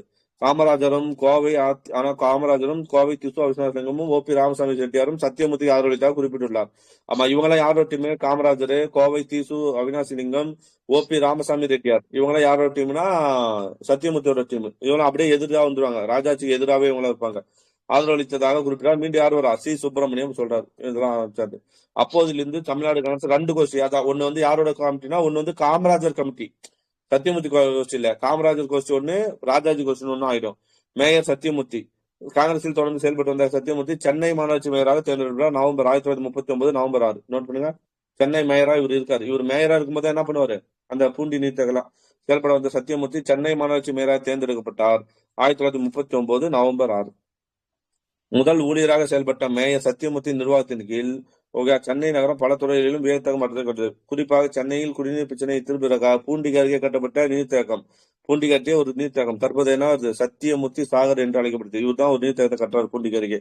கல்வி பணி சத்தியமூர்த்தி சென்னை பல்கலைக்கழக ஆட்சிக்குழு உறுப்பினராக தேர்வு செய்யப்பட்டார். என்னது சத்தியமூர்த்தி சாகர் பேர் வச்சது வந்து காமராஜர் காமராஜர் வந்து அது வைக்கிறார். சத்தியமூர்த்தி சென்னை பல்கலை ஆட்சிக்குழு. சார் அதே மாதிரி அந்த பூண்டி நீர்த்தேக்கம் வந்து கட்டுறதுக்கு வந்து இவருக்கு ஹெல்ப் பண்ணது யாருன்னா, அவர் எந்த ஆங்கிலேயர்னா sir Arthur Hope sir. Arthur ஹோப்பா? ஆமா sir. Okay sir. Arthur Hope வந்து பூண்டி நீர்த்தேக்கத்தை கட்டுறதுக்கு ஹெல்ப் பண்றாரு. நோட் பண்ணி வச்சுங்க. ஓகேங்களா? அதே மாதிரி வந்து சென்னை காங்கிரஸ் கமிட்டி தலைமை இருக்கு இல்லையா, அதுக்கும் வந்து இவரோட பேர் தான் வைப்பாங்க. சத்தியமூர்த்தி பவன் அப்படின்னு பேர் வச்சிருவார் காமராஜர். ஓகே சரி. கல்வி பணி சத்தியமூர்த்தி சென்னை பல்கலைக்கழக ஆட்சிக்குழு உறுப்பினர். இவர் என்னன்னா சத்தியமூர்த்தி சென்னை பல்கலைக்கழக ஆட்சிக்குழு உறுப்பினர் தேர்ந்தெடுக்கிறார். அவர் பல்கலைக்கழக சீர்திருத்தம் செய்வதற்கு பெரிதும் காரணமாக இருந்தார். இவர் தமிழை பாடமொழியாக்க வேண்டும் என்று வலியுறுத்தினார். அண்ணாமலை பல்கலைக்கழகம் துவக்கப்படுவதற்கு சத்தியமூர்த்தி பங்கு. அண்ணாமலை பல்கலைக்கழகம் பார்த்தோம் 1929 பார்த்தோமா, சிவஞான பிள்ளை. அப்ப அதுதான் சிவஞான பிள்ளை. இது பார்த்தோம்னா அதுக்கு வந்து இவர் முக்கிய காரணமா இருக்கார்.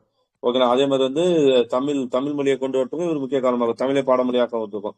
விடுதலை போராட்ட வீரர் உப்பு சத்தியாகிரகம் என்பது 1930 வெள்ளிநாக்கு நாவலர் சத்தியமூர்த்தி தன் பேச்சாற்றலும் செயலாற்றலும் மக்களை ஒன்று திட்ட காரணமாக இருந்தார். 2ஆம் உலகப் போர் என்பது பிரிட்டிஷ் அரசாங்கத்தை எதிர்த்து நடைபெற்ற போராட்டத்தில் சத்தியமூர்த்தி பங்கேற்று கைது செய்யப்பட்டு சிறை தண்டனை பெற்றார். 1940 டிசம்பர் 31. 2ஆம் உலகப் போர் என்பது பிரிட்டிஷ் அரசாங்கத்தை எடுத்து நடைபெற்ற போராட்டம். என்ன போராட்டம்? பிரிட்டிஷ் அரசாங்கத்தை எடுத்து என்ன போராட்டம் பண்ணோம்? 1940. தனிநபர் சத்தியாகிரகம் போராட்டம் செய்தார். 1940 டிசம்பர் 31. வெள்ளையனே வெளியேறு தீர்மானத்தை நிறைவேற்றுவதற்காக பம்பாயில் நடைபெற்ற காங்கிரஸ் கமிட்டி கூட்டத்தில் பங்கேற்று எப்போ வெள்ளையனே வெளியேறுவதற்கு பம்பாயில் நடைபெற்ற காங்கிரஸ் கமிட்டியில் கைப்பற்றி 42 சென்னை திருமொழியில சத்தியமூர்த்தி அரக்கோணத்தில் கைது செய்யப்பட்டார். அதான் சத்தியமூர்த்தி காமராஜர் எல்லாம் ஒரே இடத்துல கைது செய்யப்பட்டு அடைப்பாங்க பார்த்தோம் இல்லையா. சத்தியமூர்த்தி அரக்கோணத்தில் கைது செய்யப்பட்டு வேலூர் சிறையில் அடைப்பட்டார். பின்னர் அவர் நாக்பூர் அமராவதி சிறைக்கு தானே பார்த்தோம், தமிழ் புக்ல இருக்கும் இல்லையா, நாக்பூர் அமராவதி சிறைக்கும் சென்னை மத்திய சிறைக்கு மாற்றப்பட்டார். பிரிட்டிஷான் பிடிந்து நோயின் பிடிந்து தப்ப முடியாது சத்தியமூர்த்தி சென்னை சிறையிலே உயிர் தியாகம் செய்தார். எங்க இறந்துட்டார்? அப்ப சென்னை சிறையிலே 1941. அப்போ இது என்னது வெள்ளையனே வெளியேறு இயக்கத்து மூலியமா கைது செய்யப்படுறாரு. அதுல கைது செஞ்சவர் வந்து ஃபர்ஸ்ட் வேலூர் சிறை, அப்புறம் அமராவதி சிறை, அப்புறம் சென்னை சிறையில மாத்தப்படுறாரு. அங்கேயே உயிர் தியாகம் செஞ்சாரு 1943 மார்ச் 2. Okay 1943 March 2. இப்பதான் மாப்போசி அவங்களை எல்லாம் மீட் பண்ணுவாங்க ஜெயிலன்னு சொல்லி. ஆமா 1942 ஆகஸ்ட் 9 கைது செஞ்சிருவாங்க. கைது செஞ்சுட்டு இதெல்லாம் வந்து வேலூர் சிறையில் அடைப்பாங்க. வேலூர் சிறையில் அடைச்சிட்டு அங்க வெயில் அதிகமா அங்க இருந்து இருக்கும்போதுனா அமராவதி மாத்துவாங்க. அமராவதியில் தான் வந்து என்ன பண்ணுவாங்கன்னா துத்தநாக தகடு இதுல இருக்கும் 125 டிகிரி இது இருக்கும் அப்படின்னு சொல்லும் போது அங்க அந்த இதுலயும் எனக்கு ஒரு என்ன சந்தோஷம்னா, நான் வந்து சத்தியமூர்த்தி காமராஜர் எல்லாம் பார்த்தேன்னு மாப்போசி மதிப்பீடு ஒன்றும் பெருசா இல்ல. அவர் பேர் தான் சுயராஜ் கட்சியின் தமிழ்நாடு தலைவரான சத்தியமூர்த்தி நீதி கட்சியை நிம்மதி இழக்க செய்தார். ஓகேவா? இருள் சூழ்ந்த நம்பிக்கை நஷ்டமாக முடிவிட்டார். ஒன்றும் பெருசா இல்ல.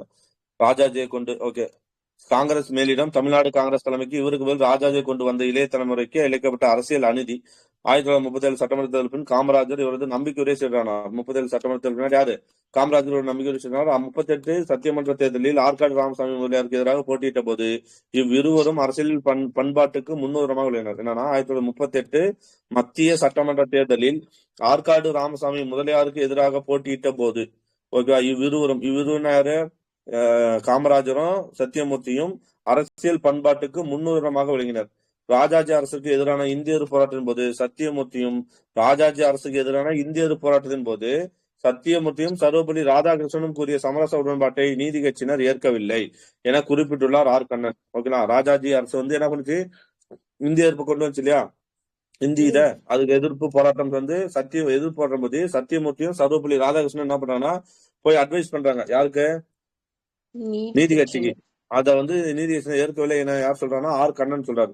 சத்தியமூர்த்தி இறந்த போது இந்து நாளேடு அவரை மக்கள் உரிமை காவலர், நோட் பண்ணுங்க, மக்கள் உரிமை இந்து நாளிதழ் என்ன பண்ணுது அவரை மக்கள் உரிமை காவலாளி. அதுக்கப்புறம் என்ன சொல்றாங்க? நீதி கட்சிக்கா போய் சொல்லிருக்கோம், காங்கிரஸ் ராஜாஜி கிட்ட தானே. இல்ல அதாவது ராஜாஜி அரசு எதிரான இந்தியர் போராட்டம் நடந்துச்சா? இந்தியர் போராட்டம் நடந்த போது அதை நடந்தது யாரு? நீதி கட்சி நடத்துச்சா?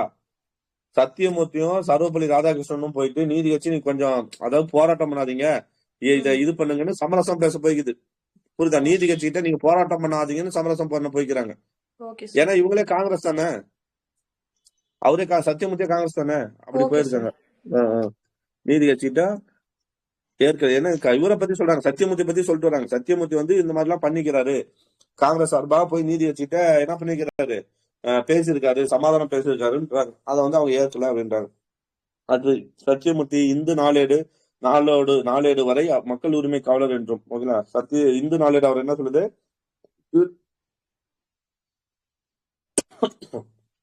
இவர் வந்து மக்கள் உரிமை காவலர் என்றும் இந்திய விடுதலையின் போராளி என்றும் குறி சிறப்பு. அவ்வளவுதான். ஓகேவா. ஸோ இதுக்கப்புறம் நம்ம பார்க்கக்கூடியது சுயமரியாதை இயக்கம், ஒரு பெரிய டாபிக். அப்புறம் யார் பார்க்கணும், அண்ணா. ரெண்டு பேரும் பார்த்தா மட்டும் நமக்கு போதும். மீதி யாரு இதுல அவ்வளவா நமக்கு தேவை. ரெண்டு பேரும் பார்த்துட்டு நம்ம சுயமரியாதை இயக்கமே எவ்வளவு சொல்லிருக்கோம், முக்கியமாக மட்டும் இருக்கணும். சொல்லுங்க சார். இந்த சத்தியமூர்த்தியும் சர்வப்பள்ளி ராதாகிருஷ்ணனும் ராஜாஜிட்ட தான் சார் போய் பேசுவாங்க. இங்க மாத்தி கொடுத்திருக்காங்க நீதி கட்சின்னு. நம்ம ராஜாஜி பத்தி படிப்போம்ல சார் அவங்க ஆட்சியில. ஆமா. அப்ப இதே லைன் கொடுத்திருப்பாங்க சார். சத்தியமூர்த்தியும் சர்வப்பள்ளி ராதாகிருஷ்ணனும் ராஜாஜிட்ட தான் போய் பேசுவாங்க. ஆனா அத ராஜாஜி காதுலயே வாங்கிக்க மாட்டாரு அப்படின்னு தான் சார் கொடுத்திருப்பாங்க. அப்படியா சார்? அது வந்து பெரியார் வந்து போராட்டம் பண்ணுவார்ல, அதனால ராஜாஜி கிட்ட போய் சொல்லுவாருங்க. ராஜாஜி கிட்ட தான் போய் சொல்ற மாதிரி. இந்திய போராட்டம் போது சத்தியமூர்த்தியும் சர்வப்பள்ளி ராதாகிருஷ்ணனும் ராஜாஜி அரசுக்கு எதிரான இந்திய போராட்டம் சத்தியமூர்த்தியும் சர்வப்பள்ளி ராதாகிருஷ்ணனும் கூறிய சமரச உடன்பாட்டை ராஜாஜி ஏற்கவில்லைன்னு வரணுமா இந்த இடத்துல? ஆமா சார். ஓகே. ராஜாஜி ஏற்கவில்லை என குறிப்பிட்டுள்ளார் ஆர் கண்ணன். ஓகே. என்ன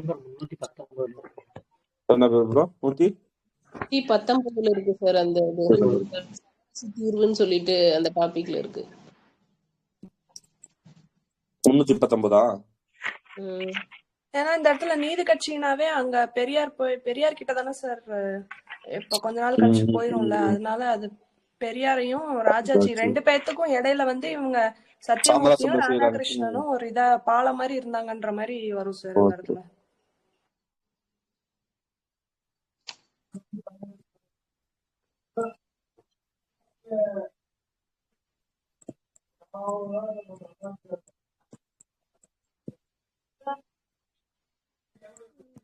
சமரச தீர்வுன்னு இருக்குல்ல சார், அதுதான் 20.4.5 319 பேஜ்ல. ராஜாஜி சத்தியமூர்த்தியும் நிலைமை கட்டுமை சொல்வதை தடுக்கும் போட்டு சத்தியமூர்த்தியும் சர்வப்பள்ளி ராதாகிருஷ்ணன் ஒரு சமரச தீர்வு, அதாவது இந்தியை விருப்பப்படமா சொல்லி கொடுப்பதே அந்த தீர்வம். இந்தியை விருப்பப்படமா சொல்லி தீர்வம். ஆனால் ராஜாஜி இதற்கு சம்மதிக்கவில்லை. இந்திய எதிர்ப்பு போராட்டத்தை சட்டம் ஒழுங்கு பிரச்சனையை பார்த்து ராஜாஜி போலீஸ் தேர்வு காணத்திருந்தார். ஓகே. ராஜாஜி தான். ஓகே, சரி, அவ்வளவுதான். மீது நம்ம என்ன படிக்கணும்னா இது மட்டும் தான் படிக்கணும். அது ரெண்டு மட்டும் படிச்சுட்டு அதுக்கப்புறம் இதுக்கு போயிடலாம். யார்கிட்ட இது இருந்தா எடுங்க, சிலபஸ் இருந்தா எடுங்க. அடுத்த கிளாஸ்ல நீங்க பார்த்தலாம். சாயந்தரம் இந்த இது வேற போடணும், கீ ஆன்சர் வேற போடணும். இந்த பாலிட்டி கீ ஆன்சர் போடுவேன். முடிஞ்சா வரதா இருந்தா வாங்க. பாலிட்டி அந்த சிலபஸ்ல இருக்குது. அடிப்படை உரிமை, அடிப்படை கடமை, அரசு நெறிமுறை கோட்பாடு. ஓகேங்களா. முடிஞ்ச அளவுக்கு அது என்ன வெளி சோர்ஸ் தான் எடுத்திருக்கேன். லட்சுமிகாந்த் புகழ்ந்து கொஞ்சம் எடுத்திருக்கேன். கவர்மெண்ட் மெட்டீரியல் ப்ரீவியஸ் எல்லாம் கலந்துதான் இருக்குது. அதனால வந்து அதை கவனிக்க தான் கவனிங்க. சரிங்களா.